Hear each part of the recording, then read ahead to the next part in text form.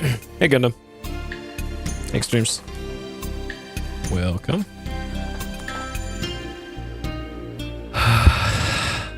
Hey, Pedro.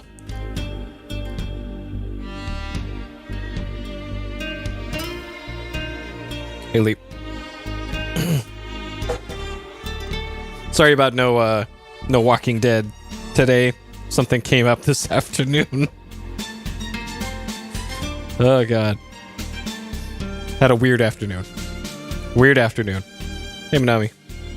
A weird afternoon, and then I ate an obscene amount of tacos.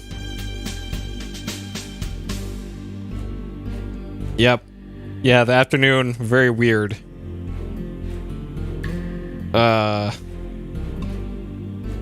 So my sister has a hey, Vertigo. My sister has a Chevy Bolt, which is an electric car, small electric car made by Chevy, a few years old, and Chevy has completely fucked up their car because they use some like special blend of LG batteries for them that if you charge them up too many times, they catch on fire and burn down your house. Like they've tried to push out various fixes for it, like hey, don't charge your car, lol. Don't charge it past 90%. Put this firmware update on it. Don't park it inside a garage. Like they've just been, it's been like letter after letter of horseshit from them. And then just this week they announced, hey, we're recalling literally all of them. Every single one. Like a few months back, it was just a certain range of years of like 2017 to 2019 or something, which the one we have is a 2018. And we jumped through all the hoops that Chevy made us do a while back, and we're like, okay, it's probably fixed. We're good, right? And then cue this week, and they're like, whoops, our entire range of the whole model is dangerous to use. Hey, Gucci. So she's been trying for a while to get them to just straight up buy it from her, and like to get rid of it. And then cue this afternoon, she texts me as I'm getting ready to do, like I'm setting up to do Walking Dead, and she's like, hey, just to let you know, I took your car and I sold it. Like, what? And then she comes in, she traded in my car for a much newer model. So I essentially got a new car today. And I had to figure out all that shit this afternoon. So that's why I didn't really have time to do Walking Dead this afternoon, because all that happened this afternoon. So, but the end result of it is she's gonna just dump that Chevy at some point in the near future and get a Hyundai instead. And it's weird. So the one that I got is a 2018 CRV, which is 1.4 liter with the turbo on it. And for this grocery getter of a car, it actually has turbo whistle on it, which is the weirdest thing. So I drove it a little bit this afternoon. Hey, Proto, hey, Mattbox. Hey, Zach. It's so weird. It's like this little SUV that is not very fast, but if you let off the gas and slow down a bit, you can hear the of the turbo, which is no, it's not a blow off valve. That's for the fancy ones. It's just the turbo spinning down. You can actually hear that. A blow off valve is something very different, and it's for the, like, you immediately take off the gas and it goes into like negative pressure and goes. That's a blow off valve. This is a different sound. So yeah, it's weird. And then I finally have my old one just had a CD player in it, which I literally never used. So this new one has Android Auto, and I had to figure out all that. Hey, Zalthar. Chevy Trax, yeah, like, man, Chevy really fucked up with how they handled the Bolt, and I'm not sure I would trust them to let's put it this way, my experience with Chevy in the last like 6 months, I'm probably not going to get one ever again. Hyundai Kona. Yeah, the electric car that my sister's going to get to replace her Bolt is the Hyundai something, whatever the electric one they make is, that just came out. Ionic, I think is what it's called. And it looks fine. Even these like small little commuter electric cars, those things can fucking move off the line. Like, I know there's a lot said of like, oh, they're carrying around so much weight because of their battery packs and all that, but that little commuter Bolt could probably outdrag most gas cars on the road. As long as you don't plug it in and charge it too much, then it'll burn down your house. But it is actually really fun to drive that thing just on the street. So anyways, long story short, that's why I didn't stream The Walking Dead earlier today, because suddenly my car was gone and I had a new one in the place of it. So sure.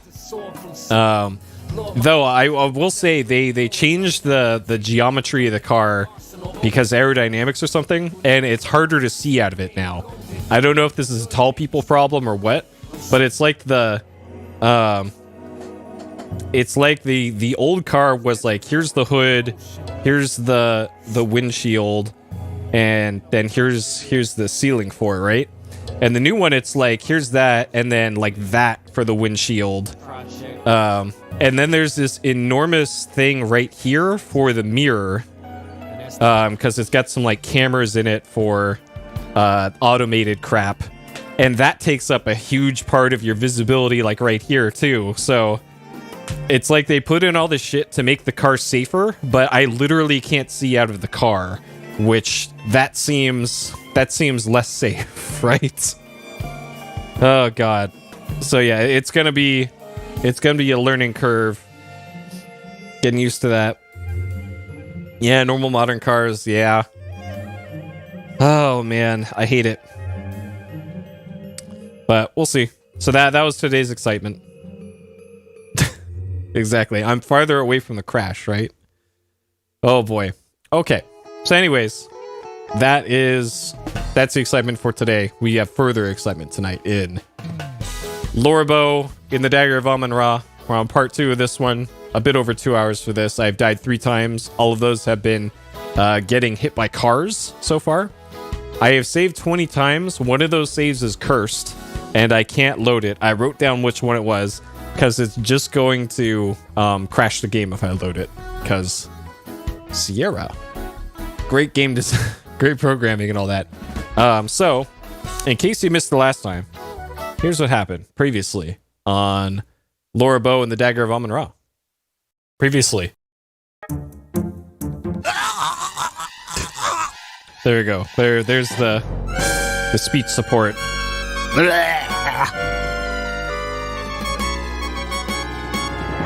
Excuse me, dear, are you a secretary?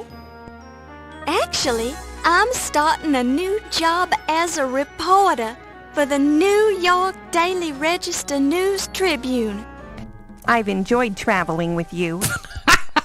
Do you need any help getting home? And you're kinda small. I can do it, Mr. Augustini. Just give me a chance. I want you to write about a burglary. Some kind of fancy knife was stolen from the Dagger Museum. I'll arrange for you to attend the fundraiser at 7 o'clock tonight for their new Egyptian exhibit.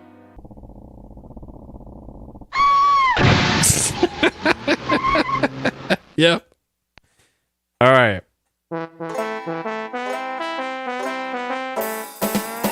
Now the game has truly begun. Good morning, miss. I'm Steve Dorian. I'm Laura Bow. Hello, Steve. The file on the Dagger Museum burglary is nothing more than a single handwritten page. It mentions only one stolen object, the Dagger of Amon Ra. The burglar or burglars left no fingerprints or other clues. Their method of access to the museum is unknown. In summary, the police are baffled about the burglary at the museum at this point. Some parts of the report seem vague. The report is signed by Detective Ryan Hanrahan O'Reilly. Hot corned beef, get you hot corned beef sandwich. Are you Ziggy? Who sent ya? It's Dr. Jazz, the piano player. Be too embarrassed to use the toilet while someone is watching you. Hold it until the end of the game. Thanks, Toots. So long, thirsty lady.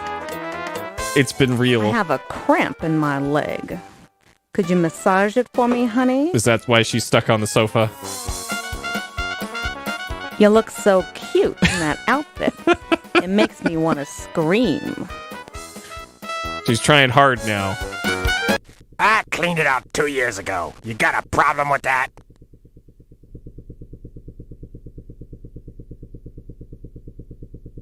I love sitting in filth. An old laundry claim ticket from Low Fat's Chinese Laundry. And Lady who owned this dress probably dead by now.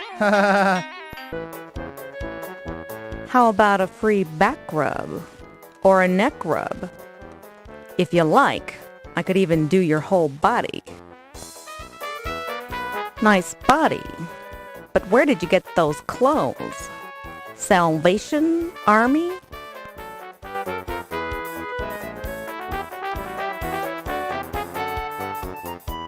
all right.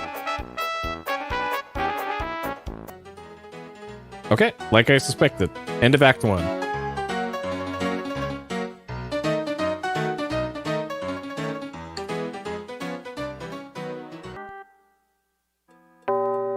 Oh! There is a real-time system. Bonjour, Miss Bow. Dr. Carrington told me you were covering this party for the newspaper. I'm Yvette Delacroix. You must be Dr. Pata Sheptut Smith. Nice gold ankh you're wearing. This is quite a party, isn't it? I find it distasteful to celebrate thievery in the name of science. The artifacts in this museum's Egyptian collection do not belong here. They belong in Egypt. All right, good talk. Good evening, Dr. Miklos. Oh, good evening, Miss Bow. How are you, Detective O'Reilly? Just fine, lassie. You're looking lovely this evening. Good evening, Miss Bow.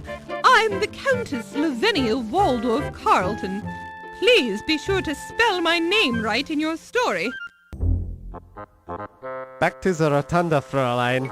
The rest of the museum is off limits. And you are spooking their mastodons.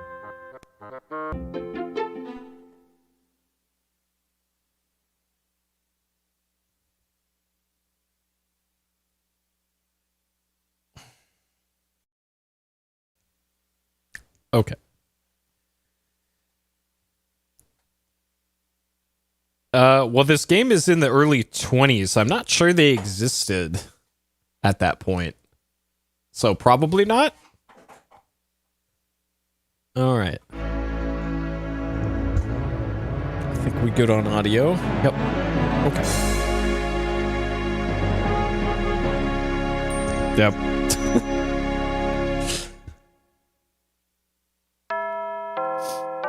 Okay. Continue. Saved game. All right. So, lobby 2 is the cursed save. This lobby should be good. Okay.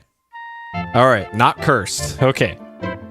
What I should probably do is delete lobby 2, because we don't want that cursed save on here. Okay. Mission talk. All right. Let's see. So, what I did between last time and this time,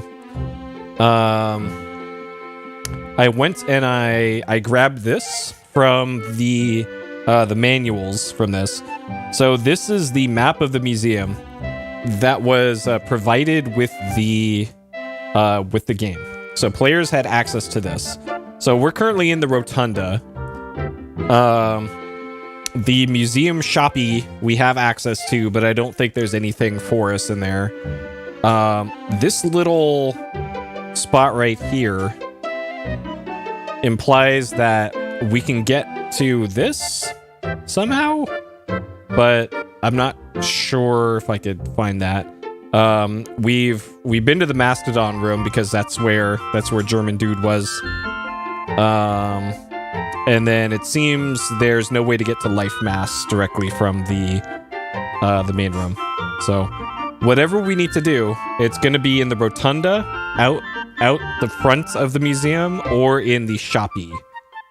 And I suspect it is probably mostly going to be just talking to people here at the party. So the way that dialogue works in this game, we have the exclamation mark dialogue, which is just the I guess it's kind of like introduce yourself dialogue. I'm not in the mood to indulge in idle chit-chat, Miss Bow. Okay, so this guy, we're probably done with his dialogue. Good evening, Dr. Mayclose. Oh, good evening, Miss Bow. Interesting. So we've heard that from her before, so I'm probably missing some detail with her. What about this guy, the detective? I don't have time for idle chat, lass. Okay, so this is probably what I'm missing then. Let me turn down the speed just a little bit here. Okay, so this is how you interrogate people in this game. You have a notebook that fills in people, places, things, and just miscellaneous things. And you choose one of these from the list and then exit it, and Laura will ask about whatever you pick.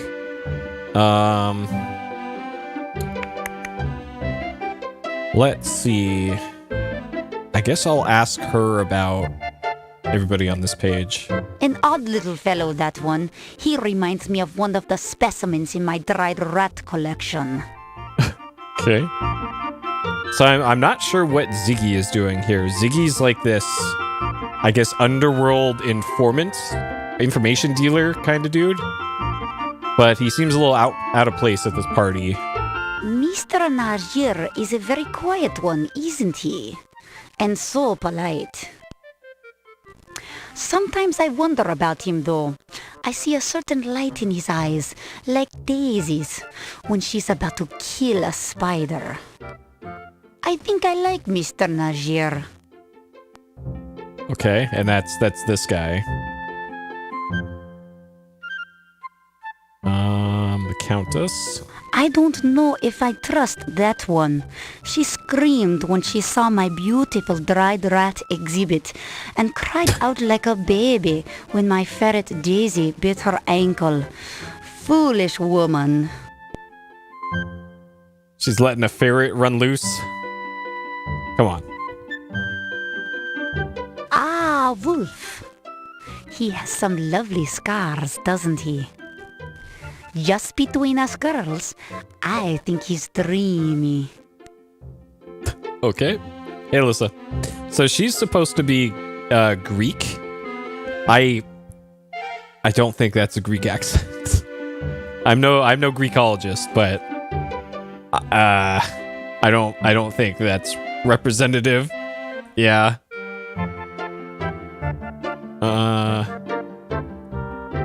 Let's see. New York. Tell me about New York, lady. How do you like living in New York, Dr. Mayclose?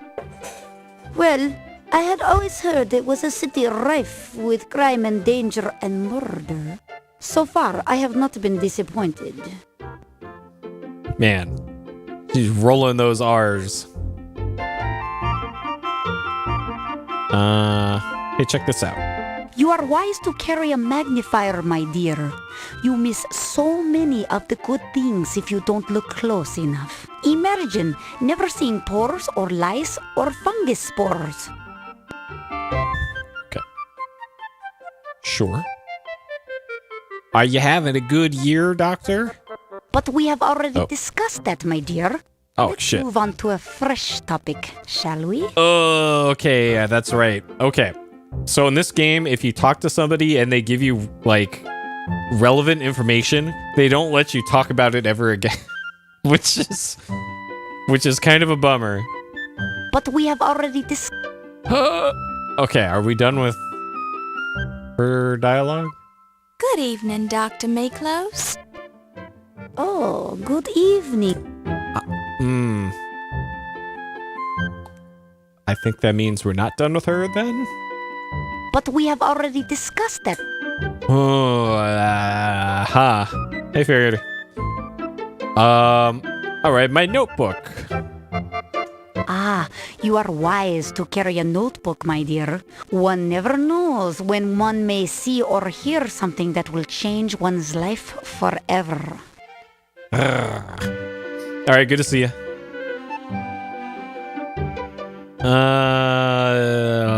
What haven't I talked to her about then? The Tribune. There might be like another key word that I just don't have yet. The Tribune is an excellent paper. You are most fortunate to be employed there, Miss Bo. Oh, why thank you, Dr. Miklos. Stick with the Tribune, my dear, and you will almost certainly go far. Their article on dysentery in the Herdanos of Spain was simply marvelous. Marvelous.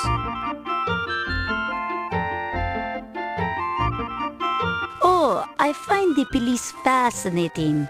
They spend all their time trying to stop crime and murder, and yet they shoot people themselves. Interesting, isn't it? Yep. So we talked to her about all this stuff. Dr. Carter? I can't remember who the... Okay, I don't think I talked to her about these two. Dr. Carter is an odd one, if you ask me. He is so very interested in gaining personal glory. He doesn't seem to fully understand the beauty of what he has discovered. Why, the Amon Ra artifacts are a symphony, a tribute to the wonders of death. Ah. I think that Dr. Carter is the English guy? Dr. Carrington is a quiet one. I don't see him very often. I'm certain, however, that he must have a poetic soul. What makes you say that, Dr. Miklos? I have seen him walking amongst the dead in the Egyptian exhibit late at night. I cannot blame him. It's better than moonlight on headstones. Ah.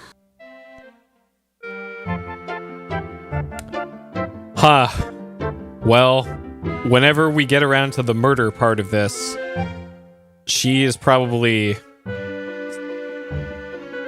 top priority. We're still not done talking to her yet, apparently. Pretty sure I talked to her about everything pertinent. So, Hey, Keeney. Did I pick up... I did not get the glass yet. Okay. Call this lobby 3. Maybe it's just putting a 2 in the save is what makes it cursed. Alright, so we'll get our drinking glass. You pick it up and place it in your purse. That was kind of the only difference before, between my two saves, was I had the drinking glass.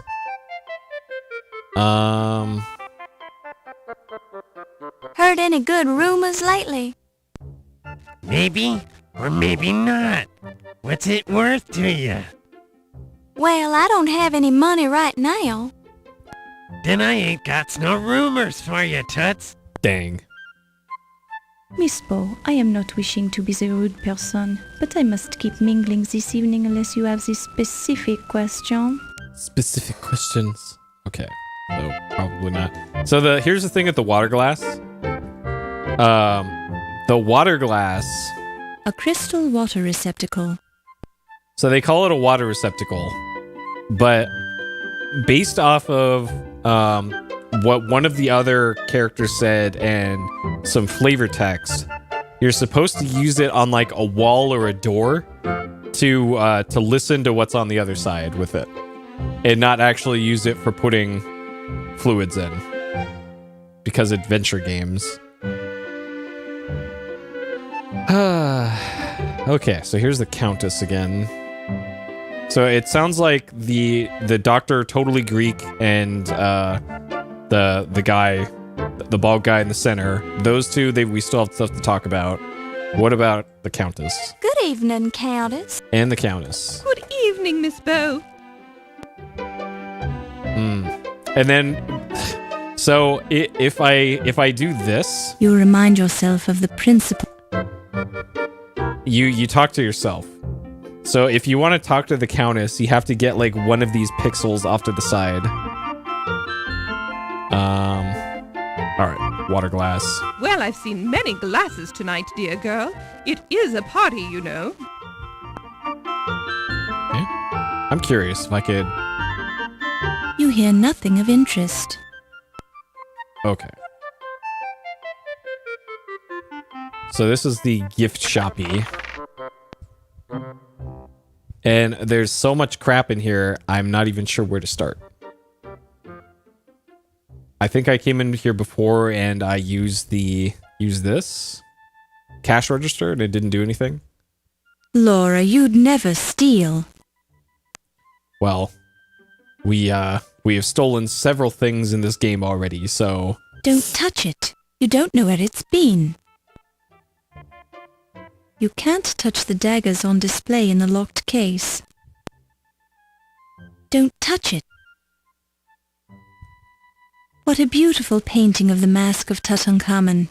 You wish you had the money to buy it. It looks just like the Dagger of Amon Ra. Isn't it beautiful? What do you bet? The real Dagger of Amon Ra is in there somewhere after it got stolen. It's a painting of the pharaoh Uba Spamaton hunting geese in the springtime with his hounds and his son, Niet. Probably 100%. This is the counter where the counter counts the money.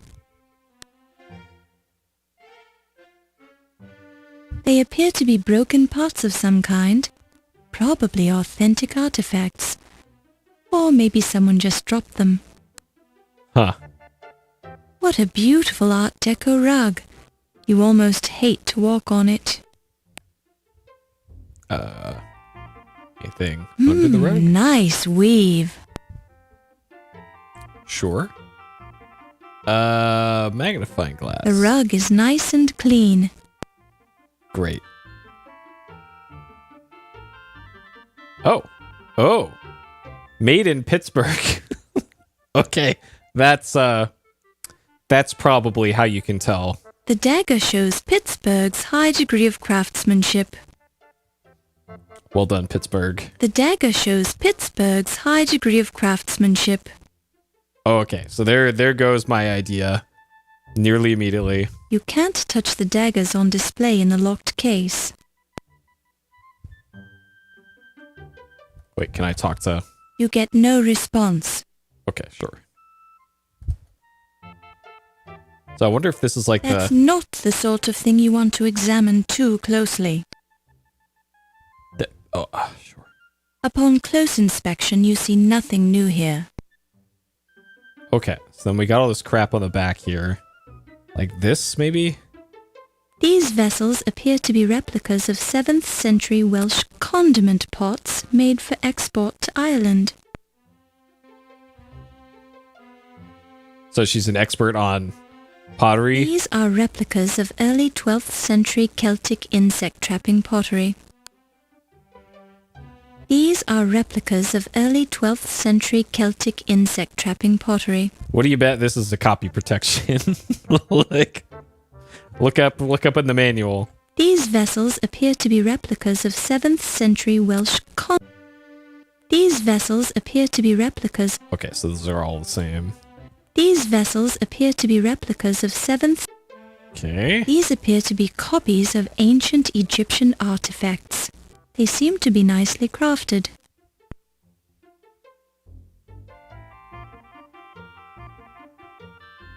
It's a replica of the famous bust of Nefertiti.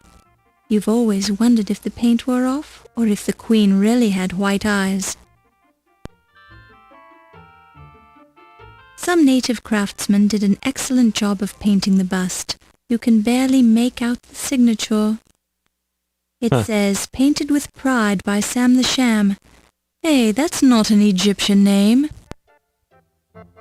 Sure. Hey, Churchy. Hey, Meth. Welcome. All right. It's doing the thing again. I'm missing the save icon again. Like, going into the gift shop, maybe that's what curses my game. Ah, fuck, man. It's like... Okay. The way I fixed this before was I traveled to a completely different area of the city. I don't think I can do that. Okay, there we go. It's back. All right. Is this potentially cursed?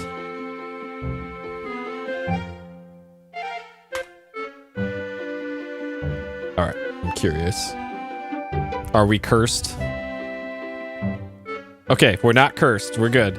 Okay. I'm gonna have to like double save now or something. Though I'm eventually gonna run out of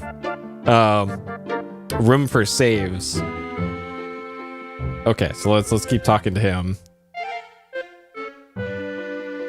What haven't I talked to him about then? I know the dagger was heisted. I might even know who done it, but I ain't talking. If you know, why won't you go to the police? All I got is a suspicion. I got nothing hard. Besides, what have the cops done for me lately? Yeah. This is in the interests of justice. Who are you trying to protect? I'm trying to protect me. Now flip. Okay. So, which one of these pixels is gonna work? The most painful accents? Oh man. Yeah, this is quite something. Like, I'd argue King's Quest V has worse voice acting. But the variety of caricatures, I guess, in this game is sure something. Jeez, don't ask me, lady. I ain't touched a drop of that stuff in years. Okay, we've heard that before, but I think that was on my cursed save.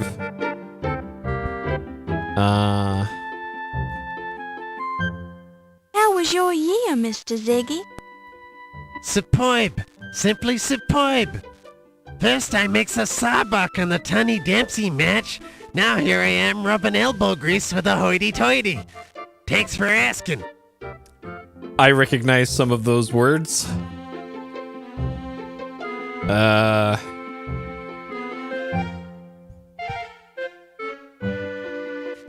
You know, some days it's a rich melting pot, but some days it's a big cesspool. But you know, you gotta rise to the top, like scum, and keep your feet and your nose clean. That's how I does it anyway. Oh man. Hey Naked Julia. Good to see you. The museum. I know everything's not what it looks to be, but then what is? Same with all these mocky-mucks. Look, appearances can be deceiving. Me, do I look like the brother of a famous Broadway producer? No, but I am. Huh. Well, even with this guy, he's still less suspicious than the Greek doctor. He still's not at that level yet. You seen it? I saw you in there before. It is what it is. Hey, I'm a philosopher. Heard any good rumors lately? Maybe, or maybe. Well, Wait, that was that one. Wrong one.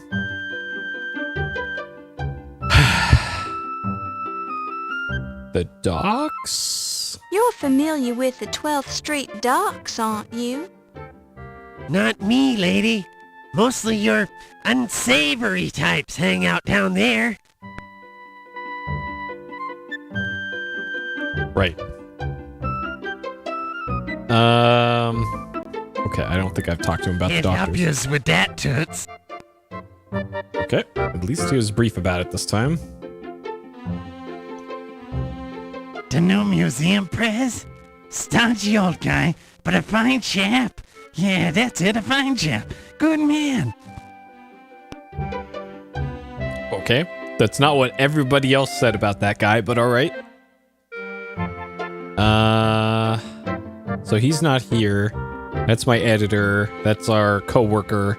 It's the laundry guy, our dad. Steve. Oh, it's asking about, hey Steve, do you know Steve Dorian? Yeah, the dock worker. I know that guy. Oh? He ain't in my inner circle, though. Don't know much about the Joe. Okay, he knows of Steve. He's heard Steve's booming voice somewhere. What's up with this Ziggy Joker? Hey, watch your mouth. You're talking to him.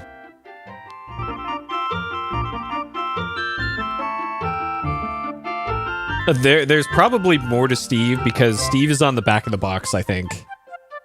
At least Alright, hold on. I think he is.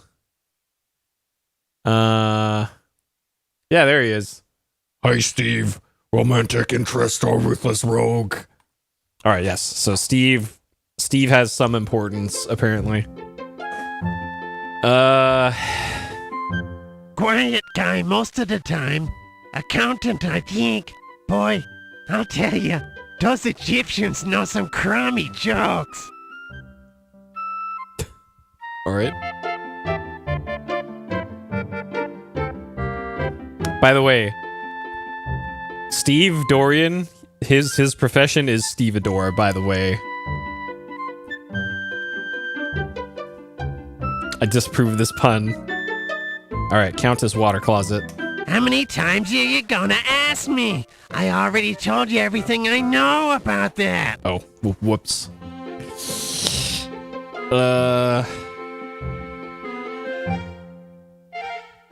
How many times are you gonna ask me? I already told you everything I know about that. Yeah, I bet what they had to do back then was they had Steve record. Steve recorded all of his lines really quickly, because when they pitched it down, it also slowed it down.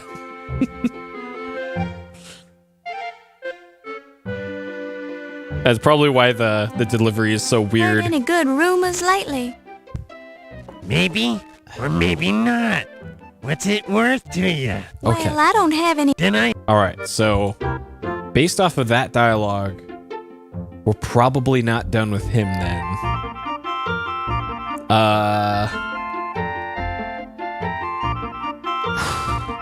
It sure feels like I'm still missing something.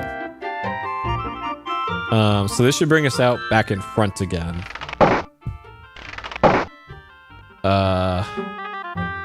I've already tried filling up the water with the fountain, and it didn't do anything. It gives you the you don't hear anything dialogue.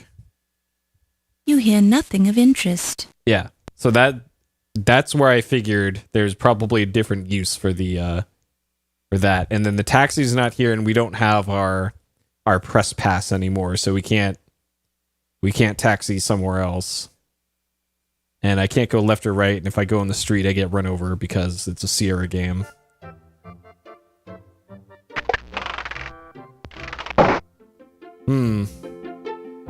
I suppose I could go to the Mastodon room again. Like, maybe that's the thing. Because the only other areas that are not this room...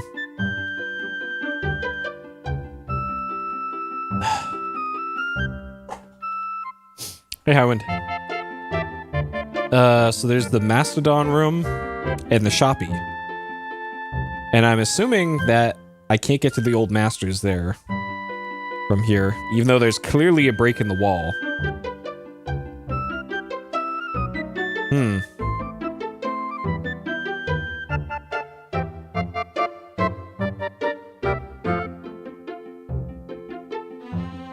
Okay, let's try to get in there. Let's try once again to see if security will let us pass the Mastodons. Because I remember that was a thing in some other Sierra games of like, it's just RNG. Back to the Rotunda, Fräulein. The rest of the museum is off limits.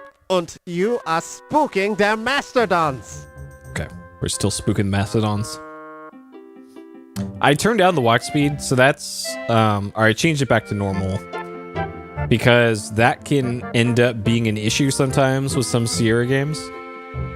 If you have the speed turned up too high, the game can sometimes bug out, or like some things will play too fast and you'll just miss them and end up dying. So here's the museum shoppy entrance.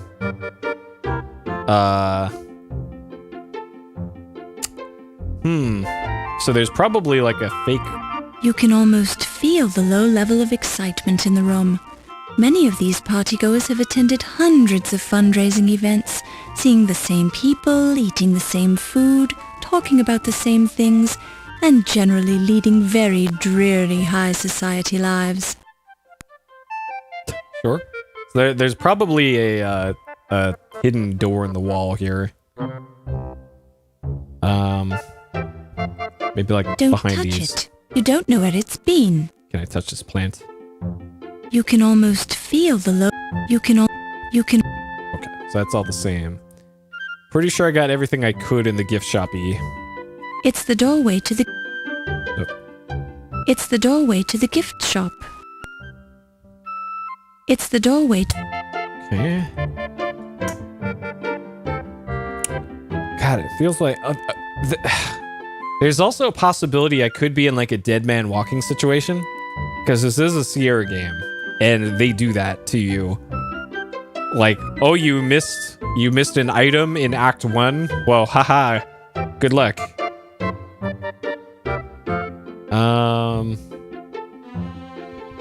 Ah, truly a man of great ambition and integrity,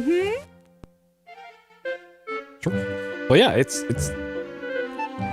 a gift, the museum shoppy. There it is. The shoppy. Alright, let's get the correct pixel here. Dr. Carrington, what about him? I know very little about the man. Now that's odd. I could have sworn Mr. Dorian said that you met Dr. Carrington in a taxi when he arrived on the Andrea Doria. Oh? Yes, so what if I did? I mean, yes, I did meet him that night. Our families are, old allies from the time of the War with Roses. I felt obliged to meet him upon his arrival. Noblesse oblige, you understand. Oh? Also of note, as I was making the previously yesterday, I guess I missed or glossed over, but in the bathroom of the speakeasy, there was Thirsty Lady. Thirsty Lady was waiting for the Countess for something. The way that she worded it, it sounded like the Countess was there to hook up with the woman in the bathroom of the speakeasy. Or it could have been like an informant thing, I don't know.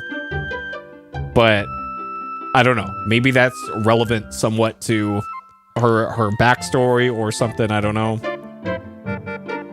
But there's clearly something amiss here with Countess Water Closet. Especially if she's denying knowing this guy, and then the next breath, they're just the best buds. So that's a little strange. Well, to tell you the truth, dear girl, I find him to be a crude, uncultured ruffian. Okay. I got that impression too. So, sure. That checks out. All right, does she know Crodfaller T. Rhubarb?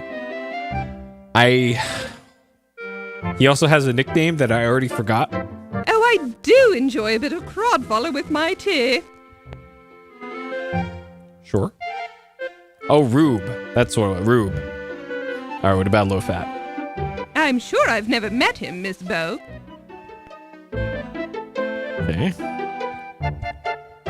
Have you met my father, John Bow? I've never met your father, dear girl.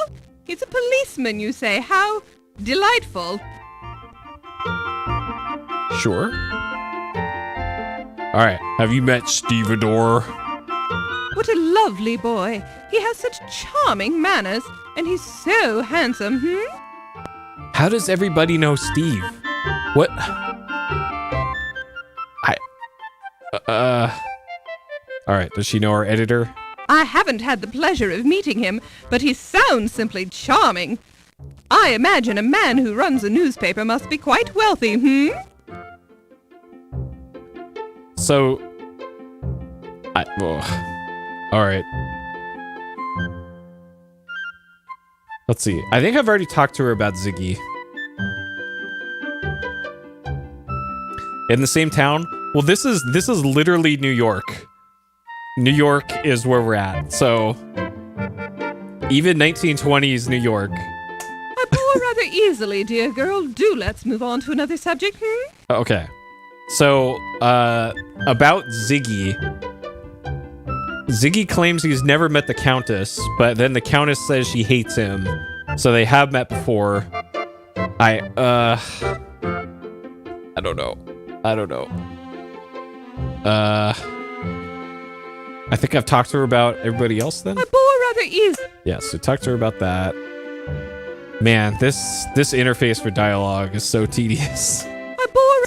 Yeah.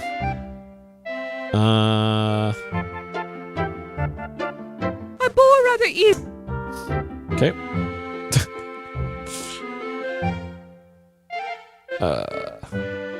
I'm afraid I haven't read your newspaper, dear girl. I try to avoid the news. I find it distressing. We live in such terrible times. Why would... Huh. In the early 20s? Why? Okay. Well, they have a job to do, I suppose.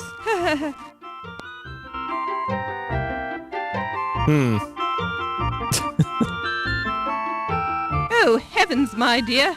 My laundry is done by my maids. I am more and more or less surprised that nobody is talking with the Countess at this party. The docks are dreadful, rough places, Miss Bow. Simply dreadful. All right, lady, let's exhaust your dialogue options. You ask yourself... Oh, God. Why does she have to stand right in front of her? Like, come on. New York is simply charming, Miss Bow. It has so much culture for an American city. Yeah, that's true. I think it's 1923? No, 26. So it would have been 8 years since all that. Miss Bow, you must be sure to avoid such dens of iniquity. They can only ruin a young lady's reputation. Interesting. Yeah, this is in 1926 is when this is set. That's interesting that she mentions that because she was supposed to go to the speakeasy. To the bathroom. To Thirsty Lady. Huh. Oh, you jot everything down. How very industrious of you. So, Countess Water Closet is just filled with lies. All the way up. I bore rather You are? I bore rather...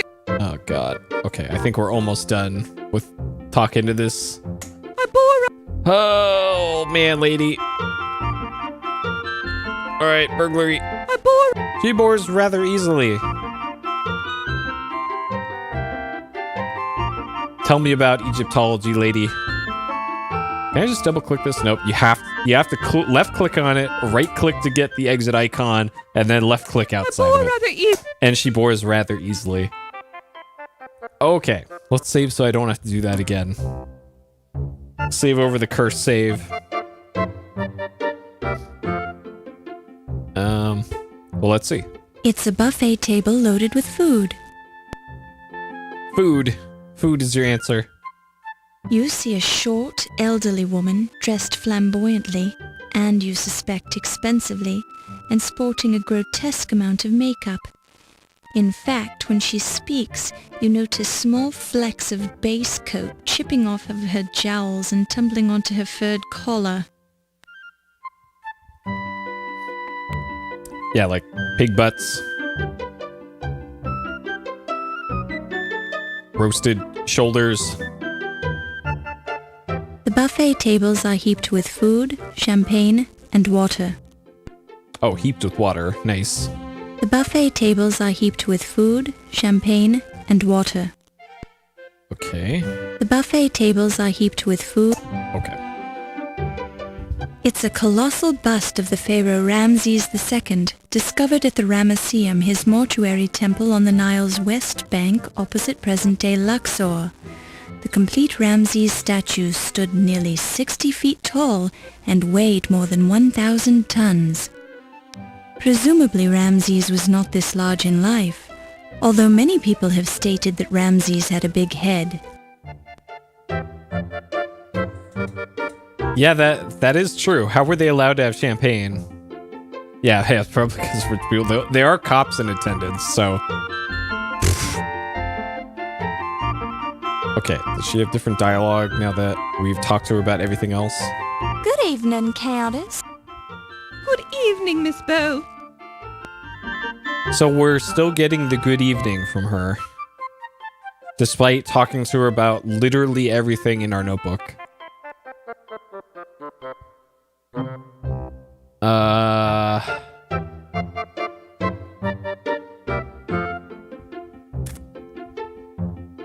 So I think that means I need to talk to her. This is LaCroix or something, or is that the water? The sparkling water, I can't remember. Ah, Monsieur Pippin, he is such a great man. And quite attractive, no? Whatever, what's her name again? Dr. Pippin Carter is a tall, dignified, middle-aged gentleman with a carefully trimmed mustache. Oh, that guy. Okay, there's another guy I haven't talked to yet. This is quite a party. Does a museum always have a big fundraiser when they open a new exhibit, Dr. Carter? No, but they've never had such an important exhibit opening here before. And I'm an important curator with an important salary, so the museum wouldn't have been able to keep me employed here without financial assistance. You must be very important for the museum to go to so much trouble. Naturally. The museum is lucky that I accepted this position as the head of their new Egyptian antiquities department. Why, my name alone will attract more visitors and more money to the museum. Any chance that the Tutankhamun exhibit will make a stop here on its American tour? No. I'd hate to embarrass my relative by putting his Tutankhamun artifacts on display here. They pale by comparison to my own great discoveries, such as the Dagger of Amon-Ra. Of course. How silly of me to think otherwise. Well, he doesn't have the dagger Yes, anymore. that was rather silly of you. Dang. Getting roasted by this guy. So, I assume that this guy back here was not an important NPC because they usually put him out front and they have different clothes on, but sure. What about this guy? Good evening, sir. My name is Laura Bow. I am Ramses Najia, Miss Bow. Pleased to make your acquaintance. Okay. So that's also another important NPC. What about this guy? Good evening, Dr. Carrington. Good evening, Miss Bow. Okay. Good evening. So I completely missed these three guys here because I only assumed that these two were the important ones here. Okay. Great. What do you make of the theft of the dagger, Dr. Carrington? It's simply beastly. What is the world coming to when crepuscular ruffians can invade a museum like Visigoths? Do you have any idea who could have done such a thing? Not at all. But if I did, I'd be tempted to teach the brute a lesson. Exactly right. Classic Sierra.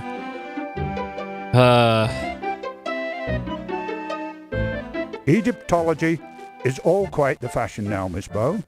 But it's been a serious science for many years. I can recommend a number of fine books if you're interested. I am not, but okay.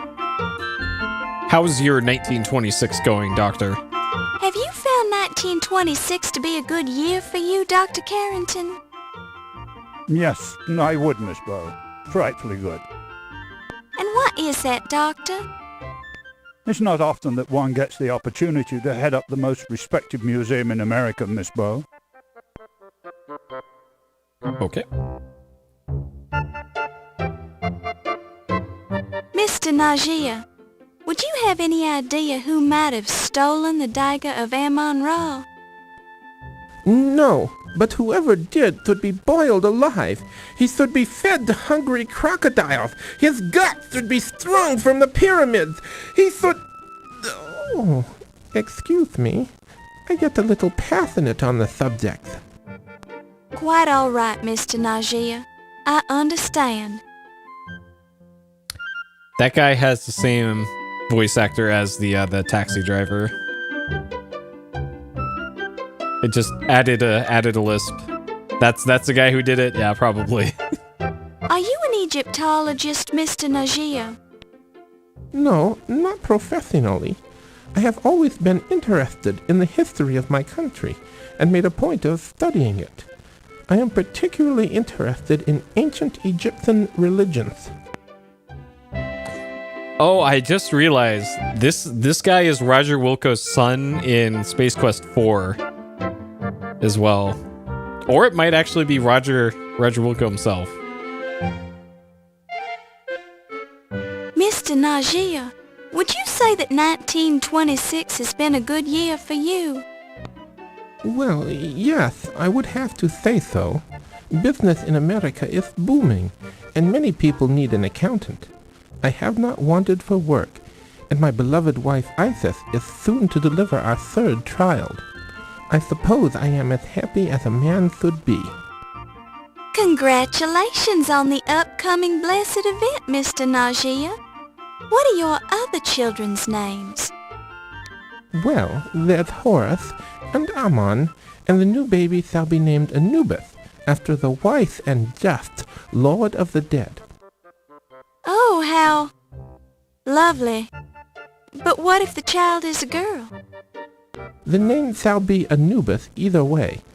It is a wonderful name for either a boy or a girl. Bro, please. Please. Don't do that to your kid.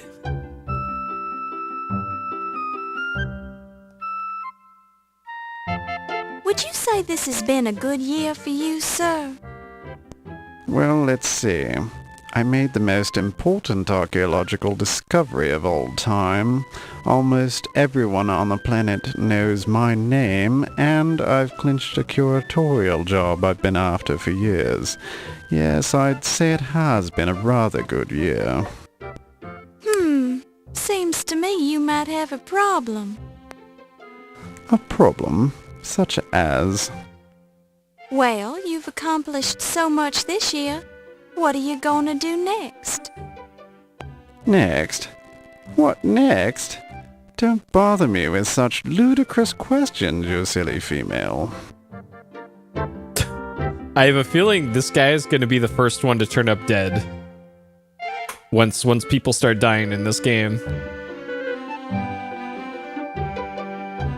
You must be very upset about the burglary. Quite so. If I ever find out who stole my dagger of Amon-Ra, they won't live to regret it, I can assure you. Oh my. Do you have any idea who would do such a thing? I have my suspicions, but I need more proof before I subject him to the full force of my wrath. Have the police learned anything? Those incompetents. Hardly. They couldn't even find any clues around the Dagger display. Sounds like the burglar might have been a professional. Perhaps. It's more likely the local constable couldn't find a clue if it jumped up and bit him on the bum. Both things could be true. Since you're an expert on the subject, what can you tell me about Egyptology?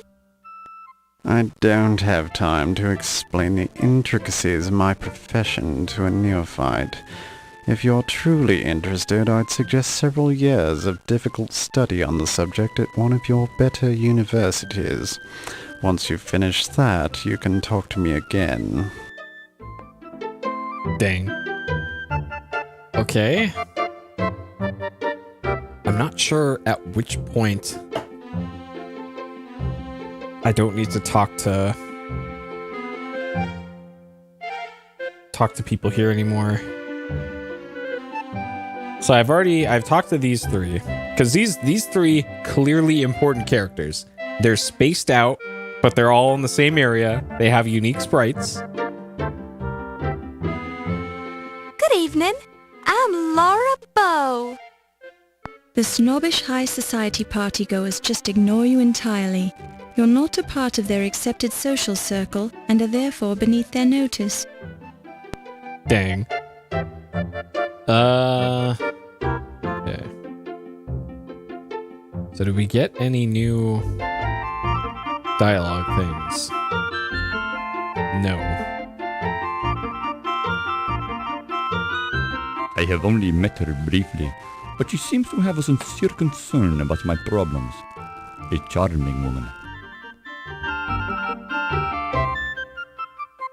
Sure. I think this guy, or that's the accountant, is Ramses? Ramses I was pharaoh during the 19th dynasty, from 1307 to 1306 BC. But Ramses II made more of an impact on ancient Egypt.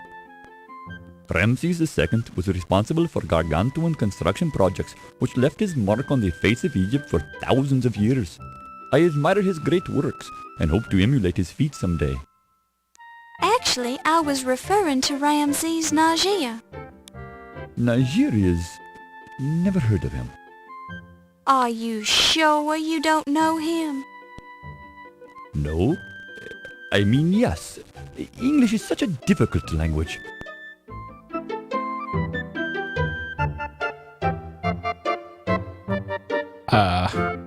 I guess I ask him about him again then? Am I gonna get the same stupid...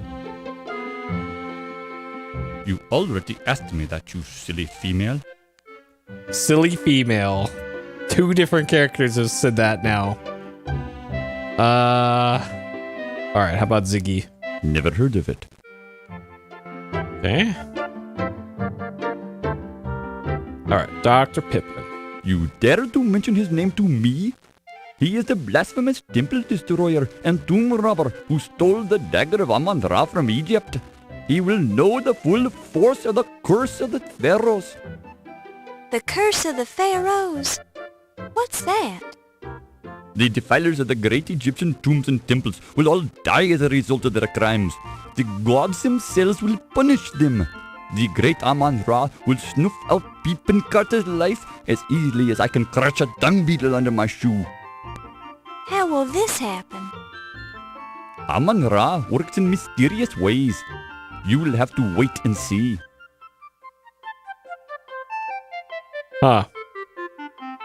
Yeah, we currently don't have the curse of the pharaoh on us right now. We can save the game.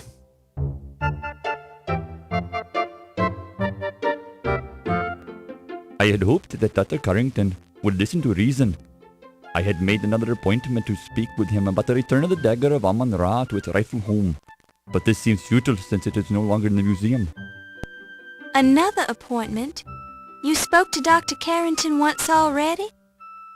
Only by phone. He denied Egypt's claim to the dagger. It was hoped that a personal visit would convince him of our sincerity, but the situation has changed since then. Huh. Okay.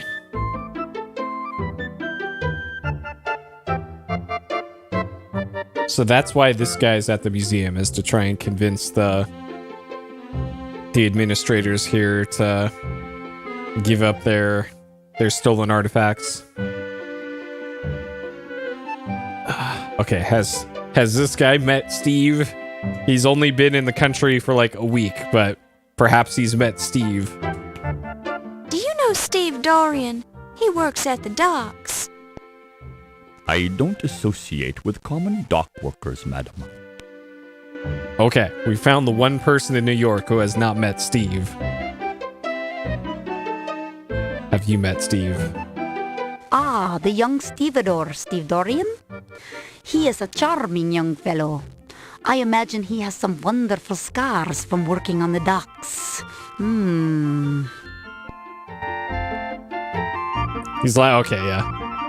He knows Steve, alright. As a detective, met Steve. He seems nice enough, but I wouldn't trust anyone who works on the docks. They're pretty rough company for a wee lass like you. I'd probably trust Steve more than anybody in this entire building. But okay. Sure.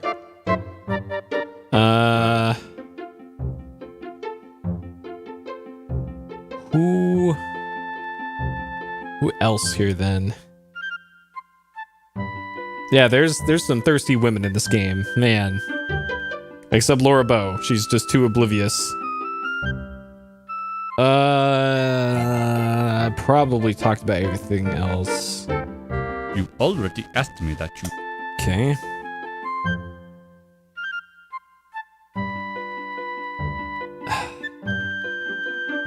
But we have already discussed...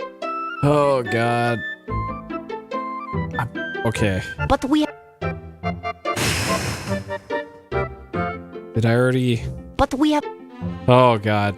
Okay. I haven't talked to this guy about most things, so we'll... That fella is just too big for his britches, that's all I have to say. Someone ought to take him down a notch or two. I agree. He's got too many brains, that one. He thinks he's better than us all. Alright. Detective is being very helpful here. Why, that's me, silly girl. Detective Ryan Hanrahan O'Reilly, at your service. Service? Questions are... We have 2 pixels to work with on this guy's head. Okay, so he has met Steve, but he doesn't trust him. That man is a human weasel. Stay away from him, lassie. It is better... Oh my God. I don't like that wee fella. Think he's light in his loafers, don't you know? Sure.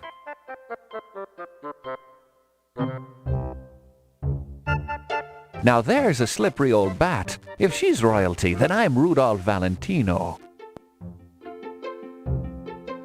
Alright.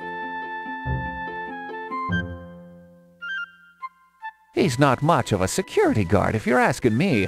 How could I trust a man who allowed a thief to waltz right in here and steal one of the exhibits if he didn't do it himself? He hasn't even got an alibi for the night of the burglary, since he was here alone. Oh? Okay. It's all right if you like that sort of thing. I think it's a waste of time myself. I'd rather be down at the pub knocking one back with me buddies. Yeah, bro.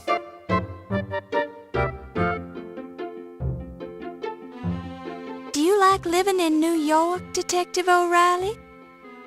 Begorra, yes, girl. 'Tis truly the land of opportunity. Just look at me.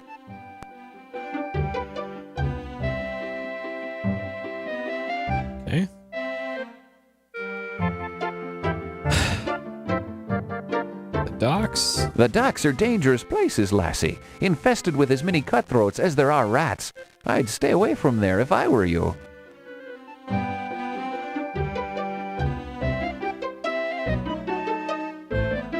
Do you always carry a water glass around, lassie? Were you lost in a desert as a girl? Sure. So do you suppose you're gonna find lots of important clues with your little magnifying glass, missy? Let me know if you find anything important.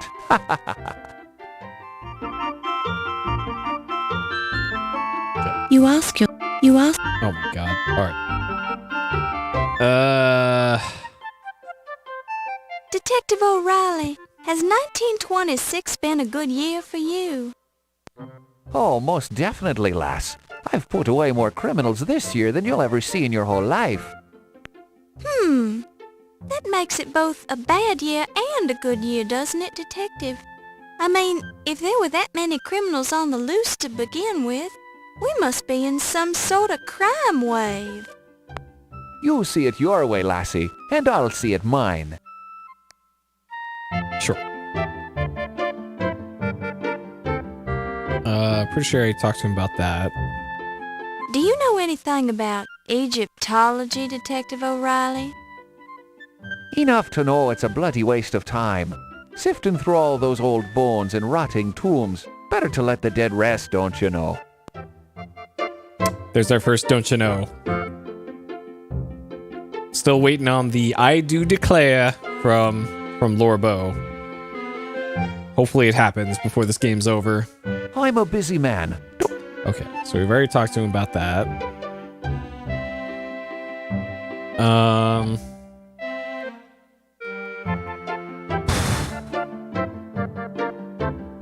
I don't know at what... Like, it feels like I'm going to talk to one of these NPCs about something, and then it's gonna do the clock thing in the upper left. And move on to something. Yeah, or some nonsense statement. Museum doors. Like zounds. Or, look out, Graham! A poisonous snake! If only this game had a Cedric. If only. Alright, maybe there's something new in the shoppy. Either the shoppy or the Mastodon exhibit. Alright, nothing new here. I'm assuming that there's no thing over there. Nope. Okay.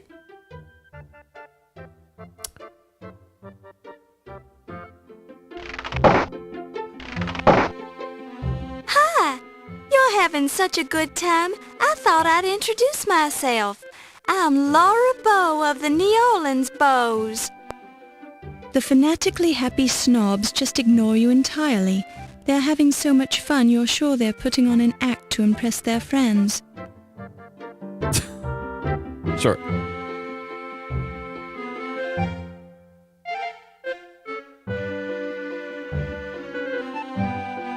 Okay, so I'm gonna try the Mastodon room. And if that doesn't do anything, then... Great. Back to the rotunda, Fräulein. Shit. I don't think there's any items to get. I haven't seen anything that looks like... This is the eastern portion of the Lion-Decker Museum Rotunda. Don't touch it. Don't. Please, my dear, let's keep our hands to ourselves, shall we? Decorum, my dear. Decorum is the order of the day. Sure. Okay, do we still get the same canned dialogue? Good evening, Countess. Good evening, Miss Bow. So we haven't gotten any new things in the notebook.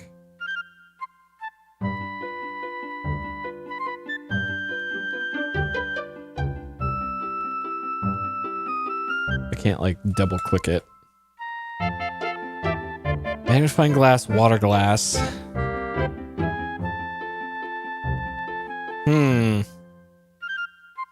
Hey, Master Keith. Welcome.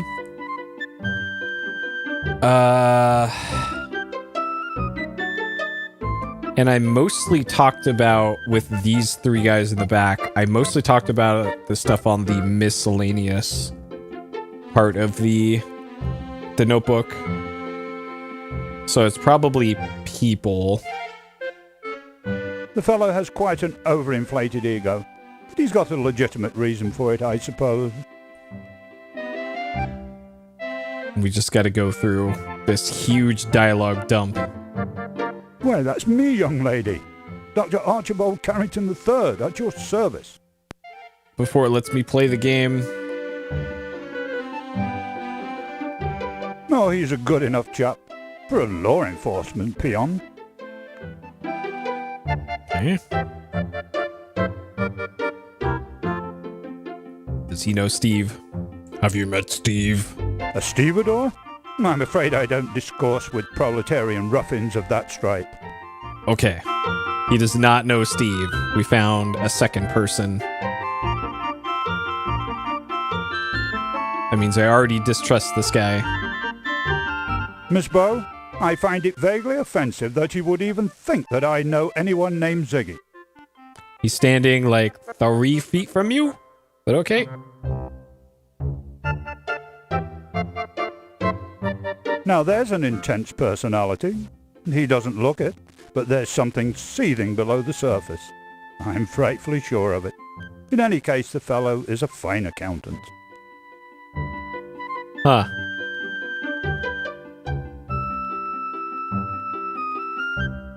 Now there's a lady who truly supports the arts. A real patron, that old girl. Careful with the box at the very start. I think so.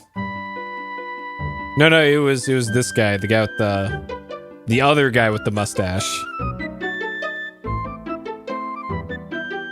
He's a real pip. A genuine go-getter, that fellow. He does a jolly good job of guarding the museum. Jolly good. Jolly good. 1,000 curses on that man. He defiled the tombs of my sacred ancestors for his own personal glory. He doesn't care a fig for what's right and what's wrong. His own evil deeds will catch up with him, though. Just wait and see. Sure. I have heard a great deal about Mr. Carrington, but I do not know him very well. We have only spoken once or twice, but he seems like a cultured, charming fellow. Huh. It's weird that some of them are like, yeah, I've met them literally once. And then the other person says, like, I know their whole life story, and they're seething beneath the surface. But there's these weird inconsistencies in knowledge between the characters of themselves. We have already discussed that, Miss Bow. Okay, sure. To be perfectly honest, I do not care for Mr. O'Reilly. I do not think he sees the beauty in ancient Egypt. He is somewhat blunt in his approach to others as well. I suppose that is just part of his job, however. Okay. Do you know Steve? Mr. Dorian is a very healthy-looking young man. His mother must have eaten well. Oh, okay. I do not know Ziggy very well, but he makes me uneasy. His eyes remind me of a jackal's. I met him briefly at the party, then avoided him the rest of the time. He's standing within arm's reach of you.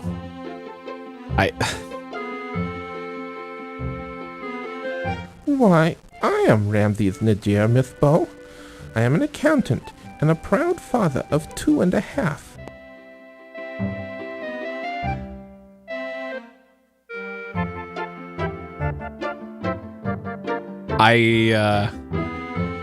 I don't think that math checks out. The Countess is quite a colorful lady. She seems to enjoy life to the fullest, does she not? Just between you and me, she scares me a little. Why is that, Mr. Najee? Well, she's just too enthusiastic for me, I suppose. Huh. So I think anytime she asks a follow-up, those are probably the important questions. I find Mr. Heimlich to be most intimidating. He seems to enjoy looming over people. Okay, so we're probably done talking to him then. That's me, you silly girl. If you want to arrange an in-depth interview, we'll have to schedule it later in the week.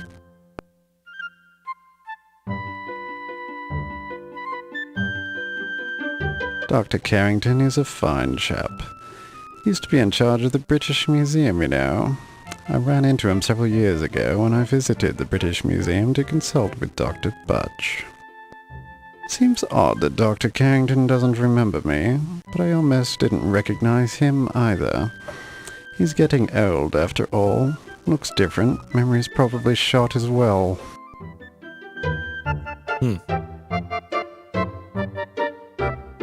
Ah, yes. Can't say I'm too impressed with Detective O'Reilly. Couldn't find a single bloody clue about the Dagger burglary.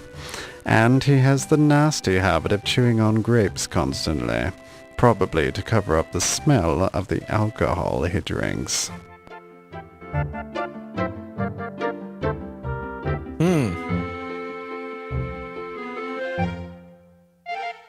I suspect that's a detail that might come up later. And I'm getting the feeling that I should be making like a chart of all the relationships between people and who says they know who and who says they don't know. All right, do you know Steve? Steve Dorian. The stevedore with the ridiculous name. He's the fellow who helped unload my artifacts from the steamship. There you go. If it weren't for his odd name, I would have forgotten him entirely. Oh, there's nothing else remarkable about Steve Dorr? Please. Rather an unfortunate name, I think.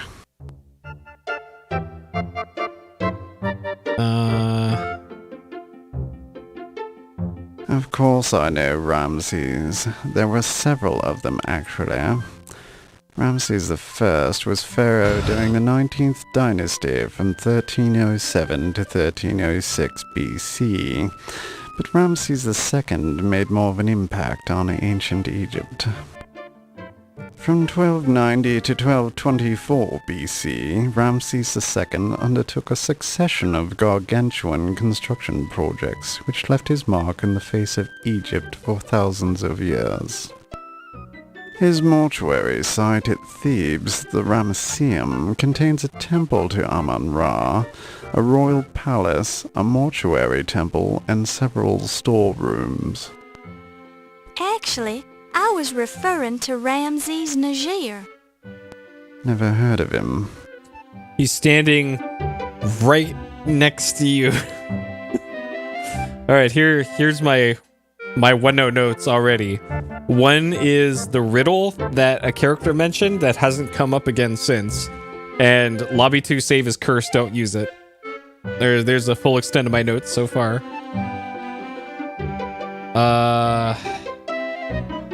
Alright, Countess Water Closet. The Countess was married to the former president of the Leyendecker Museum, Sterling Waldorf Carlton. A good chap, but uninspired. Now she has a sight set on Dr. Carrington.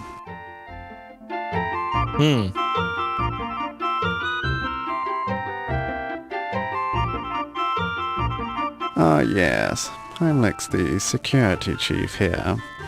Not a particularly good one, obviously, since the dagger was stolen right from under his nose. And he's rather too intense for my tastes.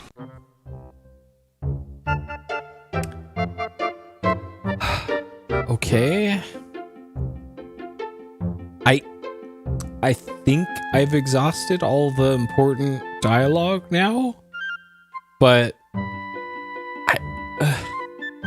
Since you're new here, what do you think of New York? Isn't it exciting?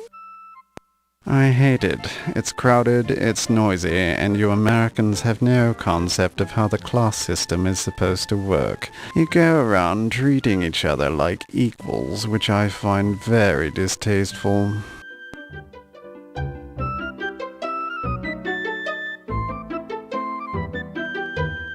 With a little work, I can turn the Lion Dagger into a world-class museum. But that can wait a few months until they decide to make me the president. Dr. Carrington will have to find other employment, of course, but I'm sure some lesser museum would be happy to have him on their staff. yeah, so nameplates would be good. Like, I think if I switch this to text mode, I think it does show their names. No, okay.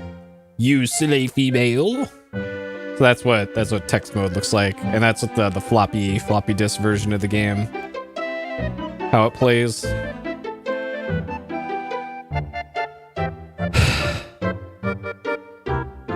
I believe he was the Emperor of Rome just after Justinian. Okay.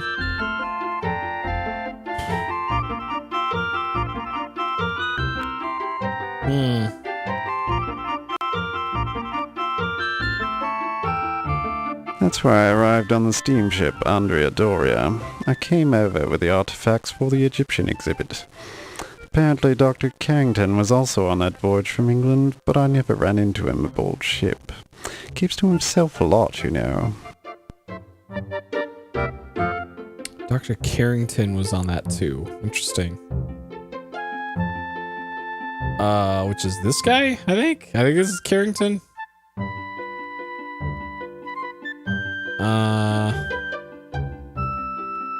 I've only been there once, but I found the docks to be full of pugilistic ruffians and parasite-infested rodentia. Sure. The Lion Decker is simply fantastic, Miss Bow. This is the opportunity of a lifetime.